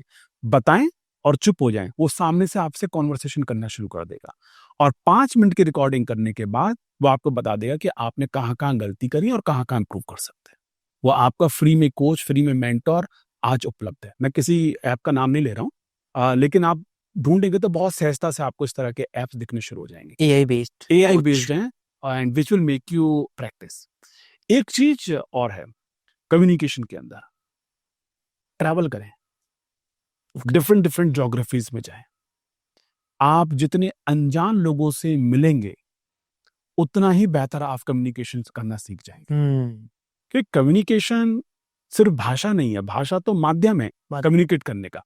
Communication is all about understanding others, understanding your emotion what are going inside you और दोनों को मैच करना, मैप करना, जो जानता है वही कम्युनिकेट कर पाता है। तो travelling helps you becoming a great communicator. तो मैंने कहा भई बुक्स पढ़ें, अगर आपको अपनी ज़ुबान को और रवां करना है तो बुक्स को बोल-बोल के पढ़ें। हुँ, कुछ लोग मुझसे कहते हैं कि साहब हम किताब पढ़ते तो नींद आती है, तो इस प्रक्रिया से तो गुज़रना पड़ेगा आपको, शॉर्टकट कोई नहीं है, कष्ट तो थोड़ा-सा तो को देना पड़ेगा। हुँ, तो आप अपना एक नियम बना लें कि 2 पेज में रोज़ाना बोल-बोल के ज़ोर से पढ़ूँगा और उस ऐप के सामने अगर आप बोल के पढ़ेंगे तो वो आपकी कमी बता देगा कि कहाँ प्रोनंसिएशन में कमी है, कहाँ कुछ सब कुछ आज उपलब्ध है आपके पास। तो ये एक मेथड हो कि बोल के पढ़ना, ट्रैवल करना, ऐप्स को यूज़ करके अपनी कमियों को जानना और तीसरा अपने जो आपका फ्रेंड सर्किल है उसको बड़ा करें। आज अगर आप साइंस पढ़ रहे हैं तो साइंस वालों के साथ हैं, इंजीनियरिंग पढ़ रहे हैं इंजीनियरिंग वालों के साथ हैं, आर्ट्स हैं। मैं कहूँगा कि आप डिफरेंट फैकल्टीज़ में जो स्टूडेंट्स हैं उनसे दोस्ती करें। हुँ, डिफरेंट एज ग्रुप से आप दोस्ती करें। ओके। जो मिलेनियल्स हैं हुँ, जिनका जन्म 2000 के करीब है उसके बाद हुआ है, अगर आप उनसे वार्तालाप करेंगे 3-4 शब्द तो वो ऐसे यूज़ कर लेंगे कि आप सिर खुजाते हुए रहेंगे, इसका मतलब क्या है? सो क्या a kid said sir you are a goat. मैं ऑफेंसिव हो गया, मैं गोट यार, मैं तो गोट नहीं हूँ। बोले नहीं goat means greatest of all time. तो मिलेनियल की भाषा समझनी है तो आपको उनसे दोस्ती करनी ही पड़ेगी, हुँ, हुँ, हुँ, है ना? तो आपकी फ्रेंडशिप लिस्ट में या एक्वेंटेंसेस की लिस्ट में हर एज ग्रुप के लोग होने चाहिए, हर जेंडर के लोग होने चाहिए, हर बैकग्राउंड के लोग होने चाहिए। 1, 2, 3 साल आप दीजिए और आप देखिए आपका कम्युनिकेशन कितना शानदार हो जाएगा। क्या बात है! अभी सर ने यहाँ पर कम्युनिकेशन स्किल्स की जो है जो महत्वता है वो बताई और साथ में इम्प्रूव करने के तरीके बताए। अगला सर मेरा सवाल है जिससे सारे लोग आजकल की जनरेशन सर खासकर बहुत परेशान है, वो है डिस्ट्रैक्शन। कहीं भी बैठे हैं मोबाइल में लग जाते हैं, मेट्रो में बैठेंगे, ट्रेन में बैठेंगे, कहीं पार्क में बैठेंगे, मतलब वो घुलना-मिलना बंद करके वो सीधे मोबाइल पे आके बैठ चुके हैं और डिस्ट्रैक्शन इतनी ज़्यादा है कि ना तो पढ़ाई में फ़ोकस कर पा रहे हैं, ये मोबाइल के चक्कर से या फिर कई बार मोबाइल नहीं भी है तो किसी और चक्कर से परेशान है। तो डिस्ट्रैक्शन मतलब उनकी जो क्षमताएँ होती हैं, जो ऊर्जाएँ होती हैं, वो हर जगह बह रही होती हैं। किसी एक जगह पर जैसे आपने कहा कि आप फ़ोकस्ड थे बचपन से ही, तो सर डिस्ट्रैक्शन को कैसे हटा के हम अपने गोल्स की तरफ लेके जाएँ ताकि वो एक लेज़र की तरह या फिर जो हम बचपन में उसको इस्तेमाल करते थे कि धूप हमने रोशनी करी और वो हमने पेपर जला दिया। एक जगह फ़ोकस डाली हमने धूप की रोशनी की, वो जल गया। तो सर ऐसा फ़ोकस कैसे बनाएँ कि मतलब जैसे आपका फ़ोकस अच्छा रहा है तो इसलिए मैं आपसे सवाल पूछ रहा हूँ कि आपने फ़ोकस हमेशा अपना बेहतरीन रखा। तो एक बेहतरीन फ़ोकस के लिए क्या करना चाहिए ताकि डिस्ट्रैक्शन हमें परेशान ना करे, डगमगाए ना?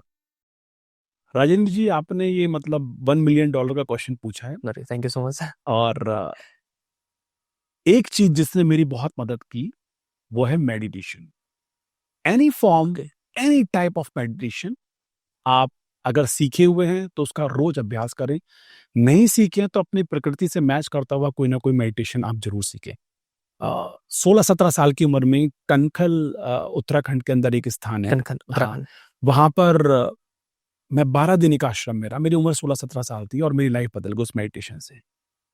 मैं पूरा क्रेडिट उस आश्रम को देता हूँ, विश्व शांति आश्रम नाम था उसका, और जहाँ मैंने मेडिटेशन सीखा और घर पे आने के बाद 1 साल तक सुबह-शाम मैंने बिना ब्रेक के मेडिटेशन किया। And that transformed my personality like anything, that sharpened my focus like anything, जिसका बेनिफिट मैं आज भी उठाता हूँ। आज मेरा मेडिटेशन की फॉर्म बदल गई है, लेकिन बिना फेल के सुबह 4 बजे उठ के मैं मेडिटेशन करता ही करता हूँ। तो meditation the most powerful thing. World का कोई साइंटिस्ट ऐसा नहीं है, कोई इन्वेंटर ऐसा नहीं है जो मेडिटेशन ना करता हो। उसके नाम उन्होंने अलग-अलग दे रखे हैं। उन्होंने इसको माइंडफुलनेस टेक्निक्स कह रखा है, मूवमेंट ऑफ सोलेस कह रखा है, मूवमेंट ऑफ साइलेंस कह रखा है, मूवमेंट ऑफ आइसोलेशन कह रखा है। नाम अलग-अलग है। काम ही की दूसरी चीज, नेटफ्लिक्स के ऊपर एक डॉक्यूमेंट्री जरूर देखें, सोशल डायलेमा। वो आपके रोंगटे खड़े कर देगी, आंखें खोल देगी, आपको मतलब दूसरे जोन में ले जाएगी, ये बताने के लिए कि जो सोशल मीडिया है उसका जो उपयोग यंगस्टर से लेके ऑक्टोजेनेरियंस जो वृद्ध लोग हैं वो सब करते हैं, उनके माइंड को कैसे कैप्चर किया जाता है। वर्ल्ड के ग्रेटेस्ट साइकोलॉजिस्ट हायर किए जाते हैं सिर्फ आपके टाइम को किस तरीके से कैप्चर, आपकी साइकी को किस तरह से कैप्चर कर लिया जाए। सोशल डायलेमा आपके सारे के सारे कंसेप्ट सोशल मीडिया को लेकर चेंज कर देंगे। Social dilemma. हाँ। और तीसरी बात, जो इस टेक्नोलॉजी को बनाने वाले लोग हैं, चाहे वो मार्क जुकरबर्ग हो, चाहे बिल गेट्स हो, वो अपने बच्चों को 10वीं क्लास तक मोबाइल नहीं छूने देते। ये मैंने पढ़ा था कहीं। और वो स्वयं सुबह के 8 या 9 बजे तक किसी भी टेक्नोलॉजी को टच नहीं करते। रात को 8-9 बजे के बाद किसी टेक्नोलॉजी को टच नहीं करते। इनसे सीखना है। जिन्होंने बनाया वही इस्तेमाल इतना कम करते हैं, क्योंकि उन्हें सच्चाई पता है। सोशल डायलेमा मैंने नेटफ्लिक्स पे डॉक्यूमेंट्री देखने की बात की, मेडिटेशन की मैंने बात की, और थोड़े से आप अपने ऊपर अनुशासन लगाना शुरू करें कि सुबह 8 बजे से पहले मैं मोबाइल या लैपटॉप टच नहीं करूंगा, रात को 8 बजे के बाद में मोबाइल या लैपटॉप टच नहीं करूंगा। तो जो हमारे ऋषि मुनियों ने हमको व्रत और उपवास पुराने समय में सिखाए कि वो भोजन से परहेज करना है, आज के समय में नए व्रत और उपवास रखने टेक्नोलॉजी से परहेज। और सप्ताह में 1 दिन आप अपने लिए नियम बनाएं कि मैं आज फोन नहीं छूंगा। मैं अपने लिए कई घंटे ऐसे निर्धारित रखता हूं जहां पर मैं फोन और लैपटॉप बिल्कुल नहीं छूता हूं।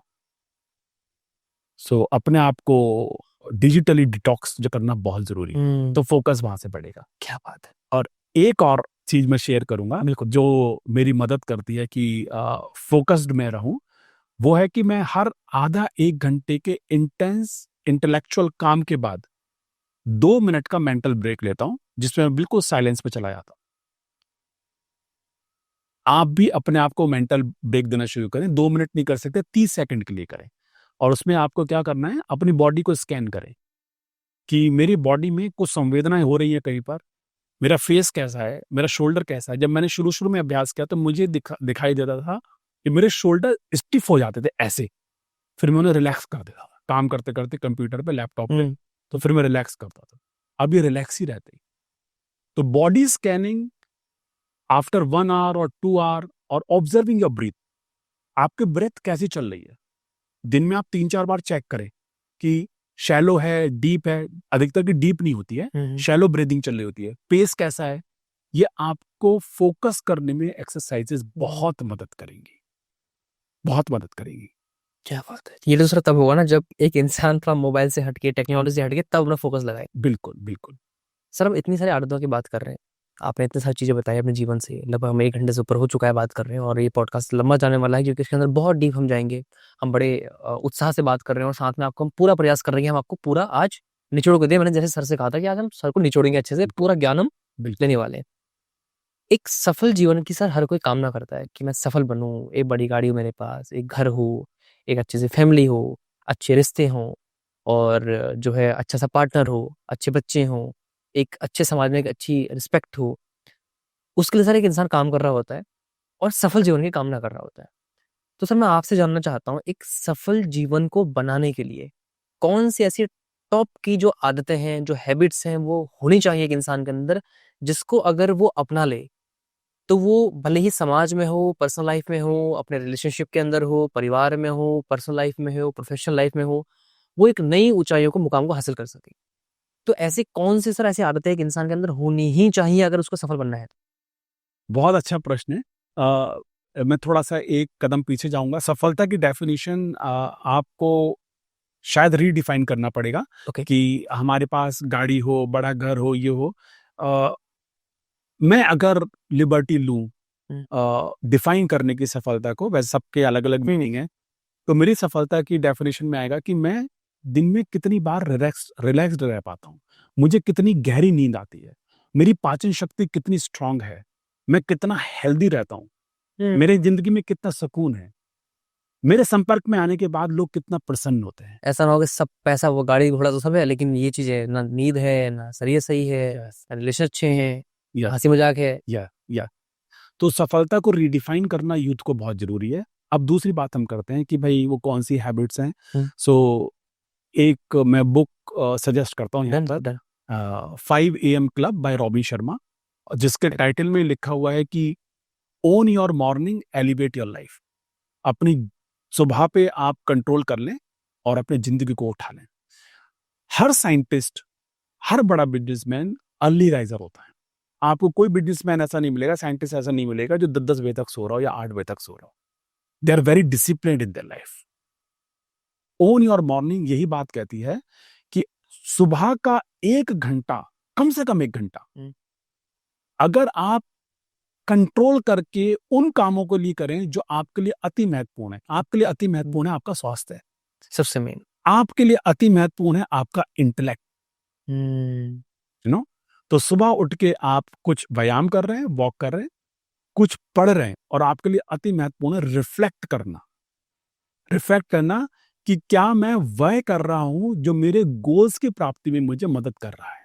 और अगर नहीं तो मैं कोर्स करेक्शन कैसे कर सकता हूँ? मैं वापस लौट के उस लाइन पे कैसे आऊँ कि मैं अपने को अपने गोल की प्राप्ति की तरफ मोड़ दूँ? एक तो बुक मैंने आपको बता दी, 5 एएम क्लब। आपकी जो हैबिट्स हैं, 4 तरह की होनी चाहिए। जैसे? एक हैबिट जो आपकी फिजिकल हेल्थ को स्ट्रॉन्ग करती हो। उस हैबिट में राइट ईटिंग आ सकता है, ओके। राइट एक्सरसाइजिंग आ सकता है, हुँ। राइट ब्रीदिंग आ सकता है, ओके। राइट ईटिंग आ सकता है। आज आप देखिए कि लोग कुछ भी खा रहे हैं और किसी भी समय खा रहे हैं। कुछ भी खा रहे हैं, किसी भी, और इन्फ्लुएंस किससे हो रहे हैं? उन सेलिब्रिटीज़ से हो रहे हैं जिनका उद्देश्य केवल भेजना है, बेचना है। खाना नहीं उनका हाँ, उद्देश्य। हाँ जी। नाम लेके बात करता हुँ। हूँ, आप दिखाना चाहें दिखाएँ, ना दिखाना ना दिखाएँ। भट्ट एक शो पे गई हुई थी और वहाँ पे उनको एक ड्रिंक दिया गया और ड्रिंक को छूते उन्होंने पूछा इसमें शुगर है? आंसर आया हाँ, उन्होंने एकदम ऐसे छोड़ दिया उसे। और चिढ़ गई थी वो तो। हाँ, हुँ। और वो ही एक ऐसे मैंगो ड्रिंक का वो शोकेस करती हैं हुँ, हुँ। जिसके 100 एमएल के अंदर 17 ग्राम शुगर है। हुँ। फॉलो कुछ और करती है आलिया भट्ट, बेच बेच कुछ और रही है। तो आप प्लीज़ प्रभावित ना हो किसी से। आप अपनी सहज बुद्धि लगाएँ, कॉमन सेंस लगाएँ। तो एक आपकी जो हैबिट हो, वो आपकी हेल्थ पे काम करती है। दूसरी हैबिट आपके इंटेलेक्ट पे काम करती है, जिसमें मैंने पहले भी कहा रीडिंग आ गया। आज के ज़माने में पॉडकास्ट मुझे लगता है द बेस्ट मीडियम है। हुँ, हुँ, हुँ। आप पॉडकास्ट जो द बेस्ट पॉडकास्ट हैं, लीडरशिप डेवलपमेंट के ऊपर हैं, बिज़नेस डेवलपमेंट के ऊपर हैं, फाइनेंस के ऊपर हैं, उन्हें देखिए। मैं खुद अपने लिए मेरा एम है, मैं हर वीक 1 घंटे की पॉडकास्ट ज़रूर देखता हूँ। अच्छी पॉडकास्ट 10 किताबें पढ़ने के बराबर होती है, मैं आज ये कहता हूँ। ये बात तो सही है भाई, बिल्कुल सही बात है। जो बड़े-बड़े गेस्ट आते हैं, वो अपने जीवन का निचोड़ आपको दे रहे हैं। सो उसके अंदर आपको 10 किताबें ज़्यादा ज्ञान मिलेगा। तो पहली हैबिट जो होगी हेल्थ से रिलेटेड हो गई, दूसरी इंटेलेक्ट से रिलेटेड हो गई। तीसरी जो आपकी हैबिट होनी चाहिए, वो आपको स्पिरिचुअली अपलिफ्ट करे। और तो स्पिरिचुअल अपलिफ्टमेंट का मतलब रिलीजियस एक्टिविटीज से बिल्कुल नहीं। स्पिरिचुअल अपलिफ्टमेंट होता है जब हम दूसरे को बिना किसी इच्छा के सर्व करते हैं। गरीबों की हम सेवा करते हैं, एनवायरनमेंट की हम सेवा करते हैं। उस सेवा के अंदर ही हमारा स्पिरिचुअल अपलिफ्टमेंट छुपा होता है। उसके अलावा शांत रहना, जैसे मैंने कहा था मेडिटेट करना, वो भी आपके स्पिरिचुअल अपलिफ्टमेंट पे कर। तीसरी आपकी हैबिट, स्पेशली आप जब यंग हैं, आप टीनेजर हैं, और आज का युग ऐसा है कि टीनेजर कमाल कर सकते हैं और कमाल कर रहे हैं। तीसरी आपकी एक ऐसी हैबिट होनी चाहिए जो आपके लिए पैसा बनाती हो। पैसे भी आना चाहिए। हाँ, मैं आपको मनी माइंडेड होने के लिए प्रेरित नहीं कर रहा हूँ, लेकिन जब आप पैसा कमाएंगे ना कम उम्र में, मैंने भी कमाया। मैंने 18 साल की उम्र से साइकिल पे जाके होम ट्यूशन देनी शुरू करी। जब आप खुद का पैसा कमाना शुरू करेंगे, आपको पैसे की कीमत समझ में आनी शुरू हो जाएगी। वैल्यू करेंगे आप। वैल्यू करेंगे, और कौन जाने कि आपका स्टार्टअप क्या हो- यूनिकॉर्न बन जाए। यूनिकॉर्न बन हाँ, जाए। यूनिकॉर्न बन जाए, है ना। सो एक हैबिट आपकी ऐसी होनी चाहिए जो आपको मोनेटाइज करके दे चीजों को। और पांचवी हैबिट ऐसी होनी चाहिए जिसमें सिर्फ प्योर प्लेजर हो, पॉजिटिव प्लेजर। हम्म। पॉजिटिव प्लेजर मतलब घूमने जाना, दोस्तों से मिलना। दोस्तों से मिलना, है ना, कुछ गेम्स खेलना, फाइन। सर ये पॉडकास्ट ना बहुत शानदार तरीके से हम आगे बढ़ा रहे हैं, और ये बड़ा ही मजा मुझे भी इसमें आ रहा है, क्योंकि मैं भी बहुत कुछ सीख रहा हूँ। जैसे आपने कहा कि एक पॉडकास्ट का किताबों के बराबर होता है, और मैं फिर कहना चाहूँगा कि सर का जितना अनुभव होगा शायद मेरी उतनी उम्र होगी, तो मैं खुद बहुत कुछ सीख रहा हूँ। मैं ये पॉडकास्ट ज़्यादातर करता आपके लिए बाद में हूँ, पहले मैं अपने लिए करता हूँ, क्योंकि मुझे भी बहुत कुछ सीखना होता है। सर अगला मेरा सवाल आपके लिए एक बहुत बड़ी चीज़ है, जिसकी वजह से न जाने कितने लाखों करोड़ों लोग जो जीवन में बहुत तरक्की हासिल कर सकते थे, वो सिर्फ एक इस चीज़ की वजह से कई बार फेल हो जाते हैं, वह सेल्फ डाउट, खुद पर ही शंका। क्या मैं पता नहीं कर सकता हूँ, नहीं कर सकता हूँ? अब समझ में तो आ गया, जैसे आपने कहा कि मैंने विजन बोर्ड बना लिया, लोगों ने मुझे कॉम्प्लीमेंट दे दिए। अब बात आती है कि मैं कर भी सकता हूँ कि नहीं कर सकता हूँ? पता नहीं मुझसे होगा कि नहीं होगा। अब उसने करना स्टार्ट ही नहीं किया है, लेकिन वो अपने ही मन के जाल में ऐसा फंसा हुआ होता है, क्योंकि सिर्फ बाहर के जालों को तो हम तोड़ के काट के बाहर निकल सकते हैं, जो हमारे बाहर है, जो जैसे अगर फिजिकली फंस गए तो हम उसका सॉल्यूशन हमारे पास है। लेकिन अगर किसी के मेंटल स्टेट में अगर वो जाल आ जाए, तो वहां पर वो फंस जाता है, ना वो आगे बढ़ पाता है, ना वो पीछे जा पाता है, वो स्टक हो जाता है, और कहीं ना कहीं बैठ के फिर अपने आप को कोसता भी है और फेल हो जाता है। तो सर ये है सेल्फ डाउट, खुद पर शंका करने की आदत बोलने से हम सेल्फ डाउट से बोल रहे हैं, या खुद को रोकने की जो कहानी हम खुद ही बोलने लग जाते हैं। तो सर कई बार ना मुझे भी खुद के अंदर ही सेल्फ डाउट होना स्टार्ट हो जाता है।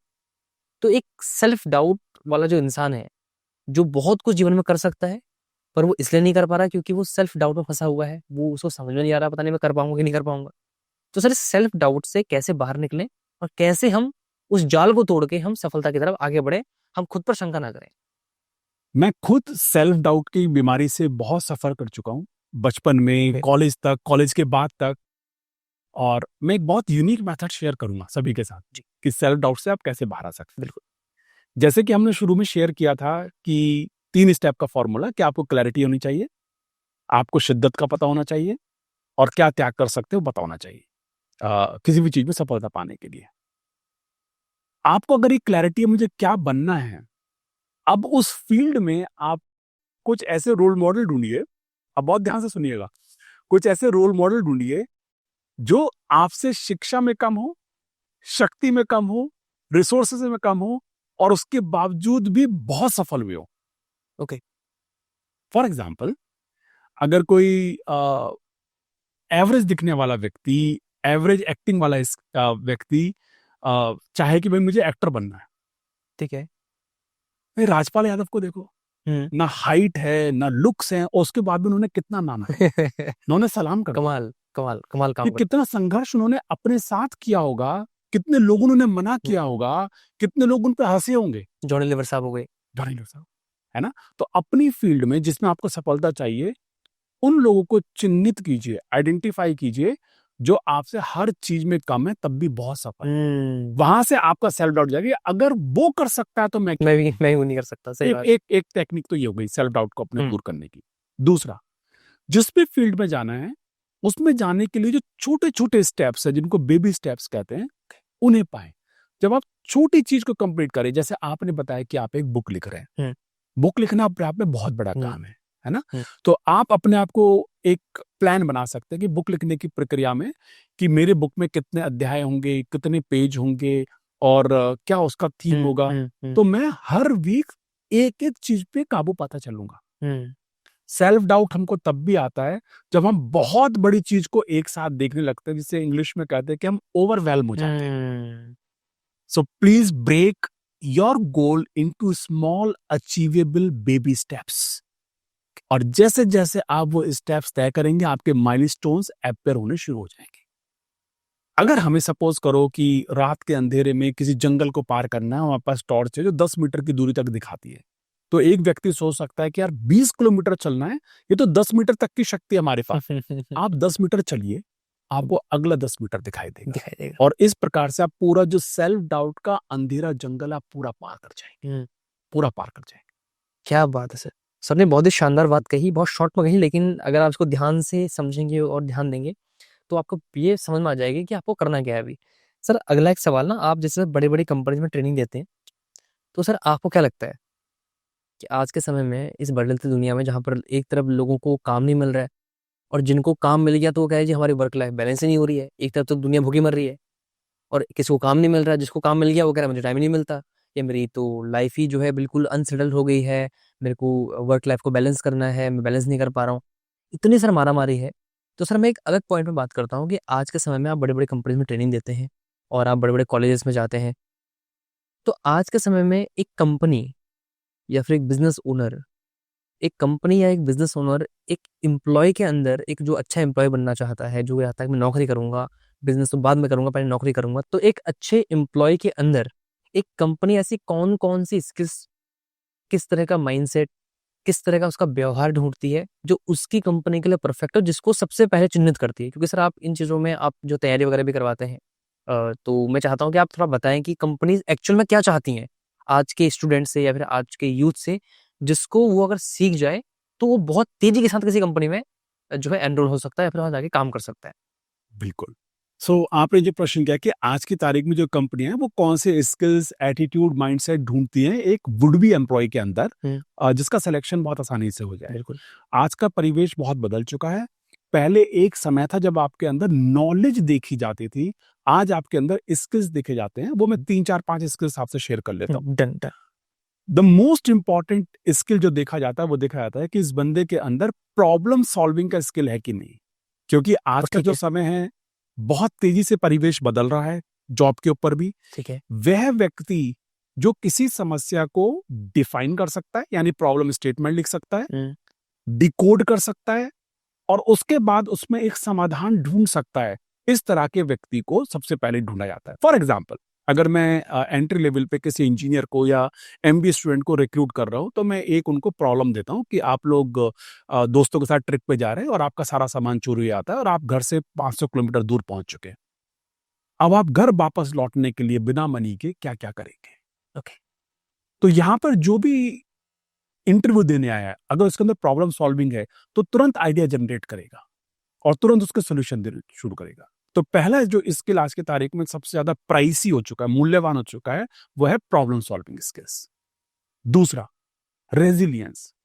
लाइफ में असफलता आनी ही है और जितना सफल आपको बनना है उतना ही आपको असफल होना है। हुँ, किसी ने अंग्रेजी में ये कहा हुआ है कि if you want success in half of the time, double the rate of your failure. अगर सफलता आधे समय में चाहिए ना, असफलताएं दुगने गति से करनी शुरू कर दो। हुँ। जल्दी तो करिए सर। रेजिलियंस हुँ, रेजिलियंस हम दूसरे के अंदर ढूंढते हैं। प्राय मैं एक प्रश्न पूछता हूँ जिनको रिक्रूट करता हूँ, रेजिलियंस मुझको टेस्ट करना है कि please tell me about the biggest failure, how you came out of that and what was the lesson you learn from there. हुँ, तो प्रॉब्लम सॉल्विंग, रेजिलियंस, माइंडसेट की जो बात की, हर एक एम्प्लॉय के अंदर mindset of ownership and accountability ढूंढता है। भले ही मैं आपके यहाँ काम कर रहा हूँ, एम्प्लॉय हुँ, बनने वाला हूँ, लेकिन क्या मेरे अंदर सेंस ऑफ ओनरशिप है कि नहीं है? हुँ, क्या मैं ऐसा देख रहा हूँ कि आपका काम है जिसके अनुपात में मुझे सैलरी मिलेगी, या मैं देख रहा हूँ मेरा ही काम है, अगर कंपनी की तरक्की होगी तो मुझे बढ़ के सैलरी मिलेगी। हुँ, अकाउंटेबिलिटी एंड ओनरशिप सबसे ज्यादा महत्वपूर्ण है और ये मेरा व्यक्तिगत अनुभव है कि जो भी व्यक्ति जिस जिस पोजीशन में अकाउंटेबिलिटी और ओनरशिप को डेमोन्स्ट्रेट करता है, उसी अनुपात में कंपनी के अंदर तरक्की करता चला जाता है। तो प्रॉब्लम सॉल्विंग हो गई, रेजिलियंस हो गया, sense of ownership and accountability हो गई। ठीक है। इसके बाद अगर मैं 2-3 स्किल्स की बात करूं तो क्रिटिकल थिंकिंग। आप कितनी जल्दी से किसी भी अवस्था को एनालाइज कर सकते हैं और कितना क्रिटिकली उसका सॉल्यूशन निकालते हैं। Critical thinking is very very important. और यहाँ पर मैं कोट करना चाहूँगा रामचरण साहब को, जो वर्ल्ड के one of the best consultant हैं, इंडियन है बट बाहर रहते हैं। ओके। और वो कहते हैं कि कोई भी व्यक्ति जो जॉब कर रहा है उसको ये पता होना चाहिए कि बिजनेस के फंडामेंटल्स क्या हैं। आज भले आप एचआर में ज्वाइन करें, ऑपरेशन में ज्वाइन करें, सप्लाई चेन के अंदर ज्वाइन करें, आप फाइनेंस में, अकाउंटिंग में ज्वाइन करें, लेकिन आपको ये पता होना ही चाहिए कि हमारे बिजनेस की ग्रोथ स्टोरी कहाँ छुपी है। आपको बिजनेस फंडामेंटल उसके पता होने चाहिए। और अगर आपको 4-5 चीजें आप पता है, नहीं कहूंगा, मैं कहूंगा अगर ये 4-5 चीजें डेमोन्स्ट्रेट कर सकते हैं, आपको एंटर होने से और ग्रो होने से किसी भी कंपनी में कोई रोक नहीं सकता। क्या बात है! तो अगर आप अपनी ड्रीम जॉब को पाना चाहते थे, किसी कंपनी में जाना चाहते थे, या फिर आप जॉब को लेके था कि मैं पता नहीं कैसे जाऊँगा, क्या जाऊँगा, तो थोड़ा तैयारी का यहाँ पे आपको पूरा का पूरा फ़ॉर्मूला सर ने दिया हुआ है। Yeah. सर मेरा अगला सवाल, जैसे ना अगर किसी इंसान को सफल होना है, जैसे बहुत सारे लोग चाहते हैं सफलता हासिल करें, और आज के बच्चों में सर भूख ज़्यादा है। जैसे मेरी एज है, या फिर अभी जो यंग बच्चे हैं 15 साल, 20 साल के, जो अभी पढ़ाई कर रहे हैं, लेकिन उनके अंदर बहुत ज़्यादा एक फाइटर वाली जो पर्सनैलिटी है कि उनको दिखाना है करके। Right. रिश्तेदारों को दिखाना है करके, दोस्तों को दिखाना है, जिन्होंने उनकी बेइज़्ती की थी उनको करके दिखाना है। तो उनके अंदर वो आगे बढ़ने की चाह बहुत ज़्यादा है। अब यहाँ पर सर बहुत सारे लोग क्या करते हैं, या तो वो बिना सीखे काम करने लग जाते हैं, बिना सीखे बिज़नेस करने लग जाते हैं। उन्होंने 3-4 वीडियोज़ देखी, मोटिवेट हो गए और वो फील्ड में उतर गए, बिना ये समझे कि सेल्स क्या है, मार्केटिंग क्या है, बिज़नेस क्या है, एचआर क्या है, कुछ पता नहीं होता। सीधे उतर गए फील्ड में और कुछ दिनों में फेल हो गए, वापस आ गए। तो उसके बाद फिर वो एक बेइज्जती का पात्र ज़िंदगी भर बने रह जाते हैं। तो सर अगर किसी को बिज़नेस में सफल होना हो, पर्सनल लाइफ में सफल होना हो, तो एक इंसान के जीवन में मेंटरशिप या एक गुरु या एक कोचिंग कितनी ज़रूरी है? क्या बिना कोचिंग, बिना गुरु के भी सफल बना जा सकता है, या फिर कोई ना कोई हमें चाहिए हमेशा हमारे साथ, जो हमें हर पल, हर डगर पे हमारा जो है कहीं न कहीं सपोर्ट करे, हमें समझाए, बताए कि ये गलत कर रहे हो आप, ये सही करो। जो आपने कहा जैसे कि जो आपसे आगे हो। तो कोचिंग की या फिर मेंटरशिप की सर कितनी जो बड़ी महत्वता है एक इंसान के जीवन में, वो कितनी है? और साथ में अगर उसको आगे बढ़ना है तो उसे कोचिंग या फिर मेंटरशिप को किस तरह से लेना चाहिए जीवन में अपने? राइट। कोचिंग एंड मेंटरिंग की लाइफ में सफलता में बहुत आवश्यकता है। आप मेरे को एक बात बताइए कि बड़े-बड़े बिजनेसमैन हैं, राजीव बजाज साहब हैं, मार्शल गोल्ड स्मिथ इनके कोच हैं, बिजनेस कोच हैं। तेंदुलकर साहब के कोच आचरेकर सर रहे, ओके। है ना? कोई ऐसा क्रिकेटर नहीं जिसका अपना एक कोच ना हो। मतलब सी बात है। तेंदुलकर साहब को अगर कोच की जरूरत है तो फिर आप सोचिए कि एक आम इंसान की क्या जो क्रिकेट के भगवान है। भगवान है ना? हुँ। बड़े-बड़े बिजनेसमैन अपने सारे कोचेस रखते हैं। कोचिंग का बहुत महत्व है क्योंकि कोचिंग आपका जो लर्निंग कर्व है हुँ। उसको शॉर्ट कर देता है। ओके। आप कम समय में ज़्यादा प्राप्त कर लेते हैं। लेकिन प्रश्न ये आता है कि मैं वो कोच ढूँढूँ कहाँ से? फिर से मैं वही कहूँगा, जो भी व्यक्ति आपके लिए एक आइडियल है, जो भी व्यक्ति आपके लिए आदर्श है, उसके समकक्ष या उसके करीब के जो पर्सनैलिटी हो, इवॉल्व्ड पर्सनैलिटी हो, मुझे उससे सीखना प्रारंभ कर देना चाहिए। अगर वो व्यक्ति मेरी, अब जैसे आप गाँव से हो, मैं गाँव से हूँ, हुँ। हमारे जीवन में तो था नहीं कोई ऐसा बिल्कुल। कि हम किसे देखें। तो आज की तारीख में आप यूट्यूब पे जाएँ, पॉडकास्ट देखें, किताबें पढ़ें, सारी चीज़ें किताबों के फॉर्म में हैं, बिल्कुल। पॉडकास्ट की फॉर्म में हैं, डॉक्यूमेंट्री फॉर्म में। आप उनको भी अपना आदर्श बना के, उनको भी अपना कोच मान के आगे बढ़ सकते हैं। और आज मैं इस पॉडकास्ट पे पहली बार 2 ऐसे प्रश्न दे रहा हूँ जो ज़िंदगी भर आपके लिए कोचिंग करते रहेंगे। बिल्कुल, डन सर, ज़रूर बताएँ। पहला क्वेश्चन, ध्यान से आप इसको लिख लीजिए। गोल तो आप डिसाइड कर चुके, पॉडकास्ट में हमने शुरू किया था स्मार्ट गोल बनाने, बी हैक गोल बनाने। 3 स्टेप फॉर्मूला ट्रिपल वी की फॉर्म में मैं आपसे शेयर कर चुका। अब मैं ये मान के चलता हूँ कि आपको अपनी लाइफ का पर्पस पता है, गोल्स पता है, 3V आपने लगा दिया, विजन बोर्ड आपका बना हुआ है। वो अब क्या मेथड है जो आपको कोच करता रहेगा? रात को सोने से पहले एक प्रश्न पूछिए कि आज मैंने ऐसा क्या किया जो नहीं करना चाहिए था? डायरी बना लेना इसकी। और दूसरा प्रश्न पूछिए, आज मैंने ऐसा क्या नहीं किया जो मुझे करना चाहिए था? ये 2 प्रश्न ताउम्र आपके कोच बन जाएंगे।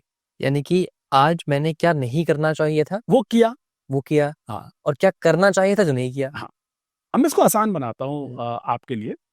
Suppose one of the goals was कि मुझे एंगर मैनेजमेंट करना है या इमोशनल इंटेलिजेंस को बढ़ाना है, और आज ही मैं किसी से ऊंची आवाज में बात करके आया हूं, तो मुझे डायरी में लिखना चाहिए कि मुझे आज ऊंची आवाज में बात नहीं करनी चाहिए थी। इमोशनल इंटेलिजेंस बढ़ाने के लिए मैंने माइंडफुल टेक्निक सीखी और आज मैंने स्किप कर दी, तो मुझे डायरी में लिखना ही चाहिए कि आज मैंने माइंडफुल टेक्निक का एप्लीकेशन नहीं किया।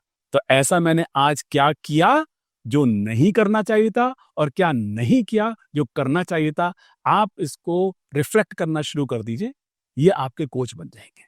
लेकिन इसकी शर्त यही है कि अभी तक पॉडकास्ट में जो मैंने शेयर किया गोल से रिलेटेड, सिस्टम से रिलेटेड, वो आप फॉलो कर रहे हैं या ऐसा मैं मान के चल रहा हूं। अब ये 2 प्रश्न पूछिए, डेली बेसिस पे पूछ सकते हैं, अपने से आप वीकली बेसिस पे पूछ सकते हैं और मंथली बेसिस पे पूछ सकते हैं। आपका रिव्यू मैकेनिज्म तैयार हो चुका है।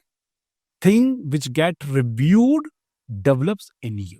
क्या बात है। या सर, मेरा ना अगला सवाल आपसे, जैसे अभी हम बात कर रहे थे, आपने अभी आपने कहा कि क्या करना चाहिए था, क्या नहीं करना चाहिए था। मेरे साथ सर जो एक समस्या रही है हमेशा से, और जो सारे यूथ के अंदर, लोगों के अंदर भरी हुई है, सर वो क्या है ना, एंगर मैनेजमेंट को लोग समझ नहीं पाते। अब सर मैं भी यंग हूँ, तो अब एक यंग एज के अंदर एक जोश होता ही है, एक फाइटर वाली होती है कि कौन हमसे क्या बोल सकता है। तो कई बार सर क्या होता है ना, एंगर इस लेवल पर चले जाता है, गुस्सा इस लेवल पर चले जाता है कि वहां पर हम कंट्रोल नहीं कर पाते। अब फॉर एग्जाम्पल सर, जैसे मैं कल घर से आ रहा था अपने रेलवे स्टेशन के लिए, कार में आ रहा था, तो मैं आराम से आ रहा था। अब अचानक सामने से मैंने देखा कि एक आदमी बिना इंडिकेटर दिए पूरी फैमिली के साथ उसने गाड़ी तुरंत बीच हाईवे में डाल दी, और गाड़ी ब्रेक मारते मारते, गाड़ी स्लिप होते होते, एक्सीडेंट होते होते बचा। और उसके बाद वही मुझे, मतलब इशारों में, अब गाड़ी किसी से बंद है तो वो बाहर से अशब्द बोल रहा होगा, क्या बोल रहा है मुझे उसका आइडिया नहीं है, वो मुझे ही अशब्द बोलने लग गया, जबकि उसने इंडिकेटर दिया ही नहीं, जबकि उसने देख, उसने गाड़ी इधर को काटी, देख उधर को रहा था, पूरी फैमिली साथ में बैठी हुई है। तो अनरिस्पॉन्सिबिलिटी उसने की, गलती उसकी थी, मेरी गलती नहीं थी। लेकिन सामने वाले ने मुझे अशब्द कहे या फिर मुझे किसी तरह से जो है कहीं ना कहीं डराने का प्रयास किया, बट वहां पर रुका नहीं, मैंने अपनी गाड़ी घुमाई और वहां से निकल के आ गया। फिर मैंने बाद में सोचा, अगर मैं बोलता, मैं जा कहीं और रहा था, हो सकता उससे कहासुनी हो जाती, हाथापाई हो जाती, झगड़ा हो जाता, तो मैं जा कहीं और रहा था, वो कुछ और जाता। तो लेकिन सर कहीं ना कहीं गुस्सा तो मन के अंदर होता है कि गलती उसकी थी, फिर भी मुझसे उसने कहा। लेकिन सर यहाँ पर मुझे कहानी भी आ जाती है वो सुअर वाली, कि सुअर नाले में नहा रहा है और उसने कुछ छींटे मार दिए, अब तुम उससे लड़ गए उतरने की, अब तेरे को बताता हूँ मैं ना। तो वेरी सर ट्रू। कई बार ये कहानी काम करते हैं, कई बार कहानी काम नहीं कर पाती है। नहीं कर पाते। तो एंगर को सर मैनेज कैसे किया जाए? क्या ये एक समस्या है, फिजिकल समस्या है, या फिर ये केवल एक माहौल को देख के वो चीज़ें उत्पन्न हो जाती हैं? तो एंगर मैनेजमेंट कैसे करना चाहिए? क्योंकि ये बहुत बड़ी समस्या है आज के समय में। मेरे साथ ही नहीं सर, हर किसी के साथ। क्योंकि सर मुझे लगता है कि ये समस्या एक जेनेटिक है, क्योंकि हम इंसान हैं, जानवर हैं, कोई भी हैं, क्योंकि गुस्सा हर किसी के अंदर होता है, एक सेल्फ डिफेंस की जो ताकत है हर किसी के अंदर होती है। तो सर अगर इस सेल्फ डिफेंस की ताकत को हमें कंट्रोल करना हम चाहें कि ठीक है, सामने वाले ने कुछ कह दिया, कुछ गलत बोल दिया, हमने सुन लिया, लेकिन सर कई बार आत्मसम्मान की बात भी आ जाती है। तो कैसे सर इसको डिफाइन करें कि सही गुस्सा क्या है, गलत गुस्सा क्या है? बस मेरा सवाल ये है। थोड़ा लंबा सवाल हो गया, लेकिन मैं थोड़ा-सा गाइड करें आप। Very good. सो थोड़ा सा फिर से हम बात करेंगे न्यूरो साइंस की। सो हमारे पास एक स्मॉल ब्रेन है जिसको एमिगडाला कहते हैं, जो रीढ़ की हड्डी के अंत पे स्थापित होता अच्छा, है। यहाँ पर। और जैसे जैसे ह्यूमन इवॉल्व होता गया मिलियंस ऑफ ईयर्स के बाद, हमारा प्री फ्रंटल कॉर्टेक्स डेवलप हुआ, जो फ्रंटल ब्रेन है। ओके, ये ठीक है। ठीक है। ये छोटा हो गया। हाँ, ये छोटा है। ओके, छोटा है। ये बहुत महत्वपूर्ण है। ओके। ये महत्वपूर्ण है कि पहले तो जंगलों में ही रहते थे, हुँ, तो शेर सामने आ गया, तो ये सेफ्टी के लिए 2 मोड एक्टिवेट करता था, या तो कहता था फाइट या कहता था फ्लाइट, कि लड़ो या भागो, ये हमारी सेफ्टी के लिए बहुत जरूरी था। सेफ्टी के लिए बहुत। लेकिन ये हमारा, जैसे आपने राइट लिखा, जेनेटिक कोड बन के रह गया। लेकिन आज के समाज में जहाँ कॉन्स्टिट्यूशन बना हुआ है, लॉज बने हुए हैं, कई बार हम झगड़ नहीं सकते और कई बार हम भाग भी नहीं सकते। यहां से यहां तक सिग्नल आने में ये प्रीफ्रंटल कॉर्टेक्स जो आपका है, ये लॉजिकल ब्रेन है। ओके। ये सही गलत बताता है। जैसे आपने लॉजिकली इस्तेमाल किया कि मुझे जाना कहीं है, अगर मैं उलझ गया तो पहुंच कहीं जाऊंगा, आपने झगड़ा नहीं किया। हुँ, आपने अपने एमिगडाला, जिसको स्मॉल ब्रेन बोलते हैं, उसको शांत करके लॉजिकल ब्रेन से सोचा। हुँ, अब मैं इसको सिंप्लीफाई करता हूं कि जब हमें गुस्सा आता है तो हमें क्या करना है, हमको 2 सेकंड का ब्रेक देना है, दैट्स ऑल। तब तक वो सिग्नल, जो ये रिएक्टिव ब्रेन था और ये जो रेस्पॉन्सिव ब्रेन है, यहां तक पहुंचने देगा। कुछ भी, जब भी बहुत तेजी से रिएक्शन आपको आए, आपको बस 2 बार सांस लेनी है।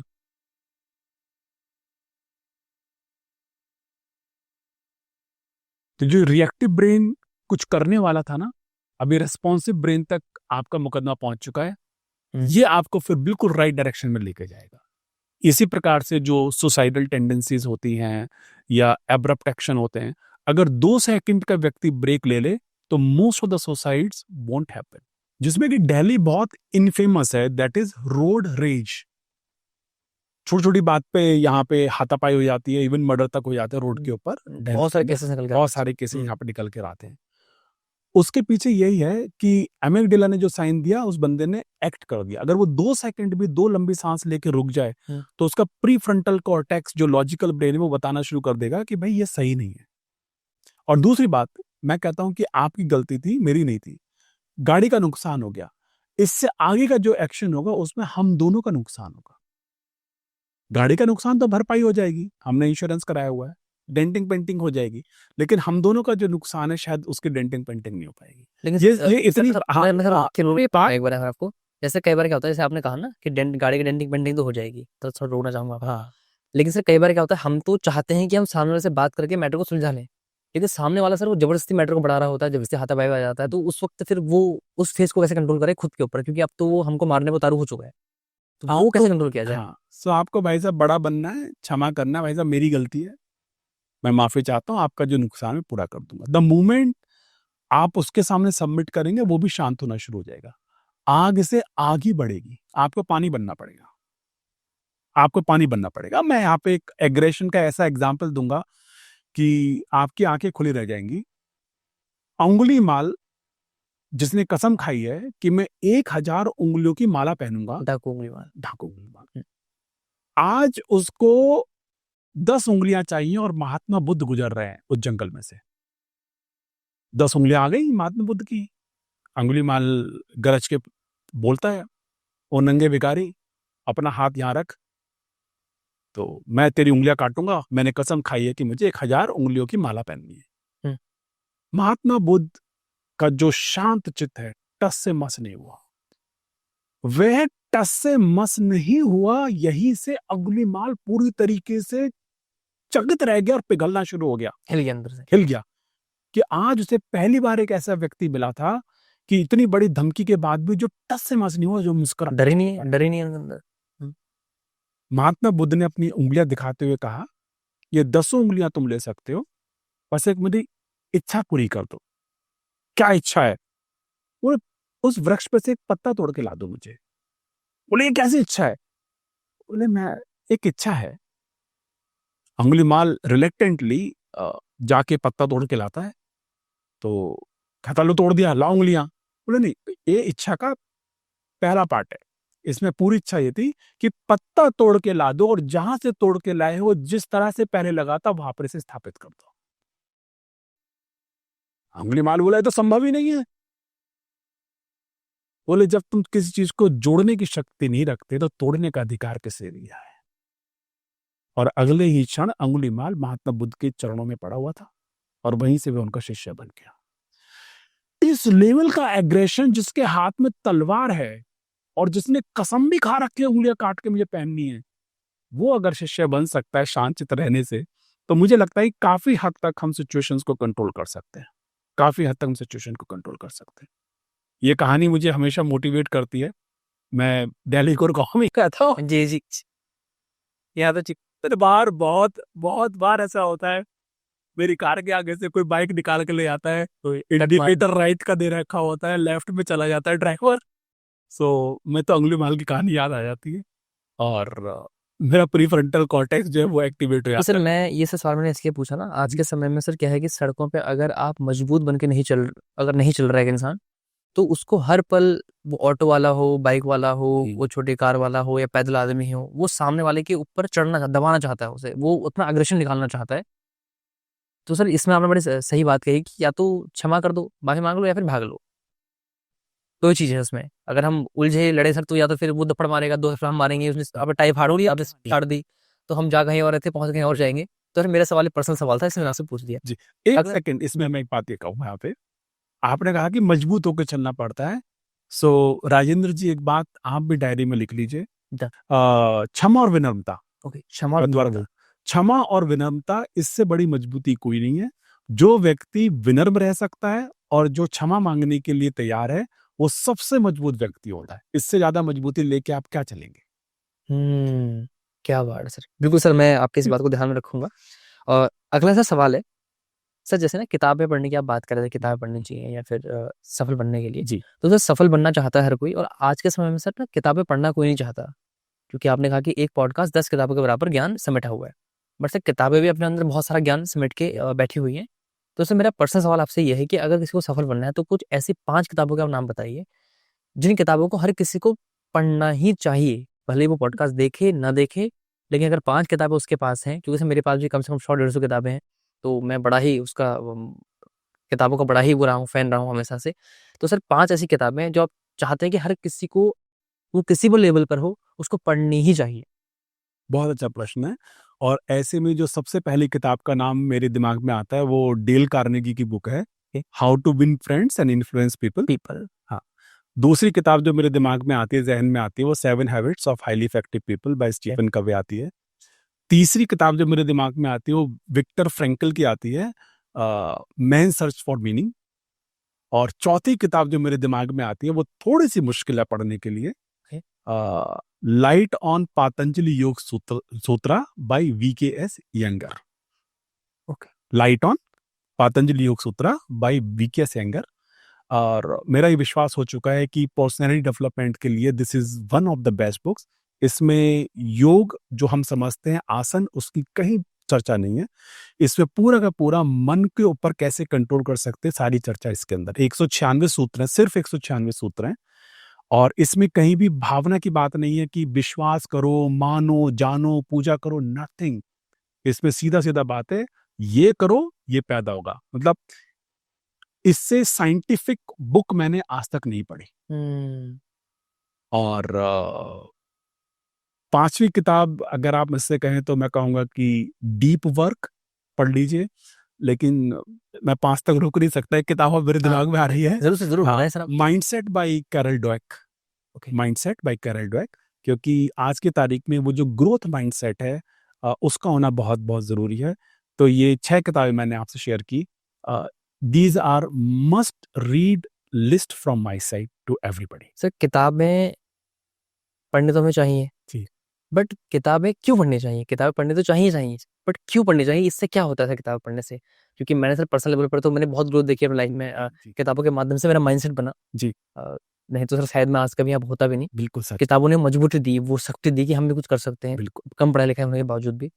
तो सर आपकी नज़रों में किताबें पढ़ने से क्या होता है कि जिससे मतलब कुछ अलग होता है जीवन में? एक कदम पीछे जाएंगे, ठीक है। कैसे पढ़नी चाहिए। तो किताब में कैसे ओके। पढ़ता हूँ, मैं अपने व्यक्तिगत अनुभव से बताता हूँ। मैं हमेशा अपने पास एक हाइलाइटर रखता हूँ ओके। और साथ में पोस्ट इट आते हैं कलरफुल, वो रखता हूँ। जो शब्द और वचन मुझसे रेजोनेट करते हैं मैं उसे हाईलाइट कर लेता हूँ। जहां पर कोई फ्रेमवर्क दिया होता है वहां पर पोस्ट इट लगा देता हूँ। और जब वो 200 300 400 500 पेज की किताब मेरी खत्म होती है, अब उन चीजों को मैं रिविजिट करता हूँ जो हाइलाइट्स हैं और जहां पर मार्कर लगे हुए हैं। फिर अपनी डायरी में मैं उसमें से 5 चीजें निकालता हूं जो मैं फॉलो करता हूं। एक छोटा सा उदाहरण दूंगा मैं ऋषिकेश गया, लास्ट ईयर गया था अपने भांजे के साथ। वो कनाडा से आया, बोला मामा जी वहां चलेंगे ऋषिकेश। और वहां हम शिवानंद आश्रम में गए। शिवानंद आश्रम में हमने कुछ मैगजीन्स खरीदी और एक मैगजीन के पीछे शिवानंद जी ने दिए हुए थे 20 spiritual laws which everybody must follow. मैंने वो पूरी मैगजीन पढ़ी, फिर मैंने हाईलाइट किए कि मैं कौन कौन से स्पिरिचुअल लॉ फॉलो करता हूँ। तो 20 में से 13 मैं 100% फॉलो करता था, 4 आंशिक रूप से मैं फॉलो कर रहा था, 3 में बिल्कुल फॉलो नहीं कर रहा था। जो 4 आंशिक रूप से फॉलो कर रहा था, अगले दिन से मैंने वो पूर्ण रूप से फॉलो करने शुरू कर दी। Lesson, any book if you are reading and not making notes is as good as not reading. Any book which you are reading, making notes but not taking action on those points, it is useless. किताब पढ़ने का उद्देश्य सिर्फ किताब पढ़ना नहीं होना चाहिए, उसमें से काम की बात निकाल के उसको फॉलो करना होना चाहिए। अब ये तो एक बात है किताब कैसे पढ़ें। भले ही कम पढ़ो लेकिन इस विधि से पढ़ो। जो वर्ल्ड के टॉप क्लास थिंकर्स हैं वो यही मेथड से किताब पढ़ते हैं। वो सिर्फ एंटरटेनमेंट के लिए किताबें नहीं पढ़ते। आपने कभी किताबें क्यों पढ़नी चाहिए? कोई एक किताब या कुछ किताबों का समूह आपके लिए ही बना हुआ है। आप उससे रेजोनेट करना शुरू कर देंगे। जिस भी किताब से आप रेजोनेट करना शुरू कर देंगे, आपकी लाइफ पूर्णतः बदल जाएगी। यहाँ पे मैं बड़ा एक्साइटेड हो रहा हूँ शेयर करने के लिए। 30 साल पहले किताब मेरे हाथ में आ गई। उसमें 3 पन्ने लिखे हुए थे अब्राहम लिंकन के बारे में। ओके। मैंने अब्राहम लिंकन के बारे में पढ़ा कि उनकी स्टेप मदर ने उनको 10 साल की अवस्था में ABC लिखने का ज्ञान लकड़ी के अध जले कोयले से लिख के पढ़ना सिखाया। मैं इतना प्रभावित हो गया इस बात से, इतना प्रभावित हो गया कि मैंने अपनी माँ से कहा कि मम्मी जी आप भी पढ़ना लिखना सीख सकती हो। And she was around 55 years old that time. और 20 दिन में मैंने अपनी माँ को पढ़ना सिखा दिया। क्या बात है। ये किताब का चमत्कार था। एक नया थॉट देना। एक नया थॉट देना। अन्ना हजारे जी की आप अगर जीवनी पढ़ेंगे तो अन्ना हजारे जी पहले ड्राइवर थे इंडियन आर्मी के अंदर। किसी सेवा से जब वापस आ रहे थे तो उन्होंने खुद कहा है, एक रेलवे स्टेशन पे स्वामी विवेकानंद की एक पुस्तक उनके हाथ लग गई और बोले उस पुस्तक ने मेरे जीवन की दिशा बदल दी। किताब पढ़ना इतना महत्वपूर्ण नहीं, आप किताब पढ़ के उसको कितना अप्लाई कर लेते हैं वो बहुत महत्वपूर्ण है। सो किताब इसलिए पढ़नी चाहिए क्योंकि यह आपके जीवन में क्लैरिटी लाती है, जीवन कैसे व्यतीत करें। ये आपको रिक्वायर्ड मोमेंटम लाइफ को देती है, नो, और ये आपके थिंकिंग को वृहद बनाती है, ब्रॉड बनाती है, आपके बायसेस जो हैं उनको ब्रेक करती है। इसलिए किताबें पढ़ना बहुत जरूरी है। क्या बात है सर। सर ने बहुत ही शानदार बात कही किताबों के प्रति और किताबों के नाम आपको बताया और साथ में कैसे कैसे पढ़ना है, क्यों पढ़ना है, इसके बारे में आपको बताया। सर मेरा अगला सवाल, अगर सर कोई इंसान अपने जीवन में अटक गया है, मतलब वो सफल था, काम कर रहा था, पैसे कमा रहा था, अपना जीवन अच्छे से व्यतीत कर रहा था, अचानक उसके लाइफ में डाउनफॉल आया, अब वो अटक गया। अगर सर आपको उसे सलाह देनी हो as a trainer, as a coach, as a mentorship के माध्यम से अगर आप देना चाहें, तो ऐसे इंसान को आप क्या सलाह देंगे कि वो अपने अटके हुए जीवन से दोबारा से फिर से उसी गति से आगे बढ़े जिस गति से वो आगे बढ़ रहा था? Very nice. सेटबैक जीवन में आते हैं, जीवन का हिस्सा है, आपको स्वीकार करना चाहिए। अमिताभ बच्चन साहब की लाइफ में मिड 90s में सेटबैक आया कि जब उनकी हर मूवी फ्लॉप होती थी। तूफान, तांगे वाला, इस तरह कई सारी मूवी अमिताभ बच्चन साहब की आई और वो निराश हो गए। उन्होंने कंपनी बनाई ABCL, वो डूब गई। करोड़ों रुपए का नुकसान, करोड़ों रुपए का उनके ऊपर कर्जा चढ़ गया। अमिताभ बच्चन जैसे सुपरस्टार, कितना बड़ा सेटबैक है। How he came out of that? उन्होंने छोटे छोटे काम पकड़ने शुरू करे, टीवी पे आना शुरू करा, जबकि टीवी पे किसी सुपरस्टार का आना एक सोशल स्टिग्मा के रूप में देखा जाता है। आपको जब भी सेटबैक लगे, आप थोड़ा सा पीछे मुड़कर देखें, रेट्रोस्पेक्ट करें कि मुझसे क्या गलती हो गई और इसमें क्या लेसन छुपा है। हर सेटबैक में एक लेसन छुपा होता है और विश्वास जाने, हर सेटबैक जिससे आप बाहर निकल के आते हैं, आप दुगने मजबूत होकर उससे बाहर निकल के आते हैं। यानी कि सेटबैक आपको एक नई ऊंचाई, नया आयाम दिखाने के लिए आया है, ऐसा आपको मानना है। एक और चीज, जब भी सेटबैक आए, जो लोग आपको कमजोर विचार देते हैं, कमजोर विचार मतलब कि अरे यार तू भी दुखी है, मैं भी दुखी हूं, चलो कुछ पीने चलते हैं, वो गलत दिशा में मोड़ देते हैं। कभी भी कमजोरी के समय पे, कभी भी सेटबैक के समय पे आप गलत दिशा में कभी ना जाएं, कभी गलत दिशा में ना जाएं। और ऐसे लोगों की तलाश करें जो जीवन में सकारात्मक रवैया रखते हैं, सकारात्मक दृष्टिकोण रखते हैं। सेटबैक के समय सकारात्मक लोगों की कंपनी में रहना बहुत बहुत आवश्यक है। और आखिर में ये कहूंगा, सेटबैक आपके जीवन में इंट्रोस्पेक्ट करने के लिए आया। आप अंत्य दर्शन करें, 3 महीने, 4 महीने, 2 महीने, जो भी आप टाइम अफोर्ड कर सकते हैं, छुट्टी लें और आत्म अवलोकन के लिए चले जाए, निकल जाए। सो काम बंद करें और थोड़ा सा समय बिताए अपने साथ। बिल्कुल। ये गलती कहाँ पे हुई, क्या इंप्रूव करना चाहिए? विंग्स ऑफ फायर जो APJ अब्दुल कलाम साहब ने लिखी, DRDO में इंटरव्यू देने गए देहरादून, फेल हो गए और निराश हुए बहुत, क्योंकि उनका सपना था कि मैं इंडियन डिफेंस में अपनी फिजिक्स की जो मैंने डिग्री ले रखी है हम्म। उसके माध्यम से कंट्रीब्यूट करूंगा, नहीं कर सकता, उन्हें सेटबैक लग गया। शाम को लौटते हुए एक आश्रम में रुके, स्वामी जी ने ताड़ लिया कि ये बहुत उदास है, डिप्रेशन में है। पूछा बेटा क्या हुआ, इन्होंने बताया कि ऐसे सेवा करना चाहता था। तो बोले डीआरडीओ तो एक माध्यम था, कोई दूसरा माध्यम भी जरूर होगा।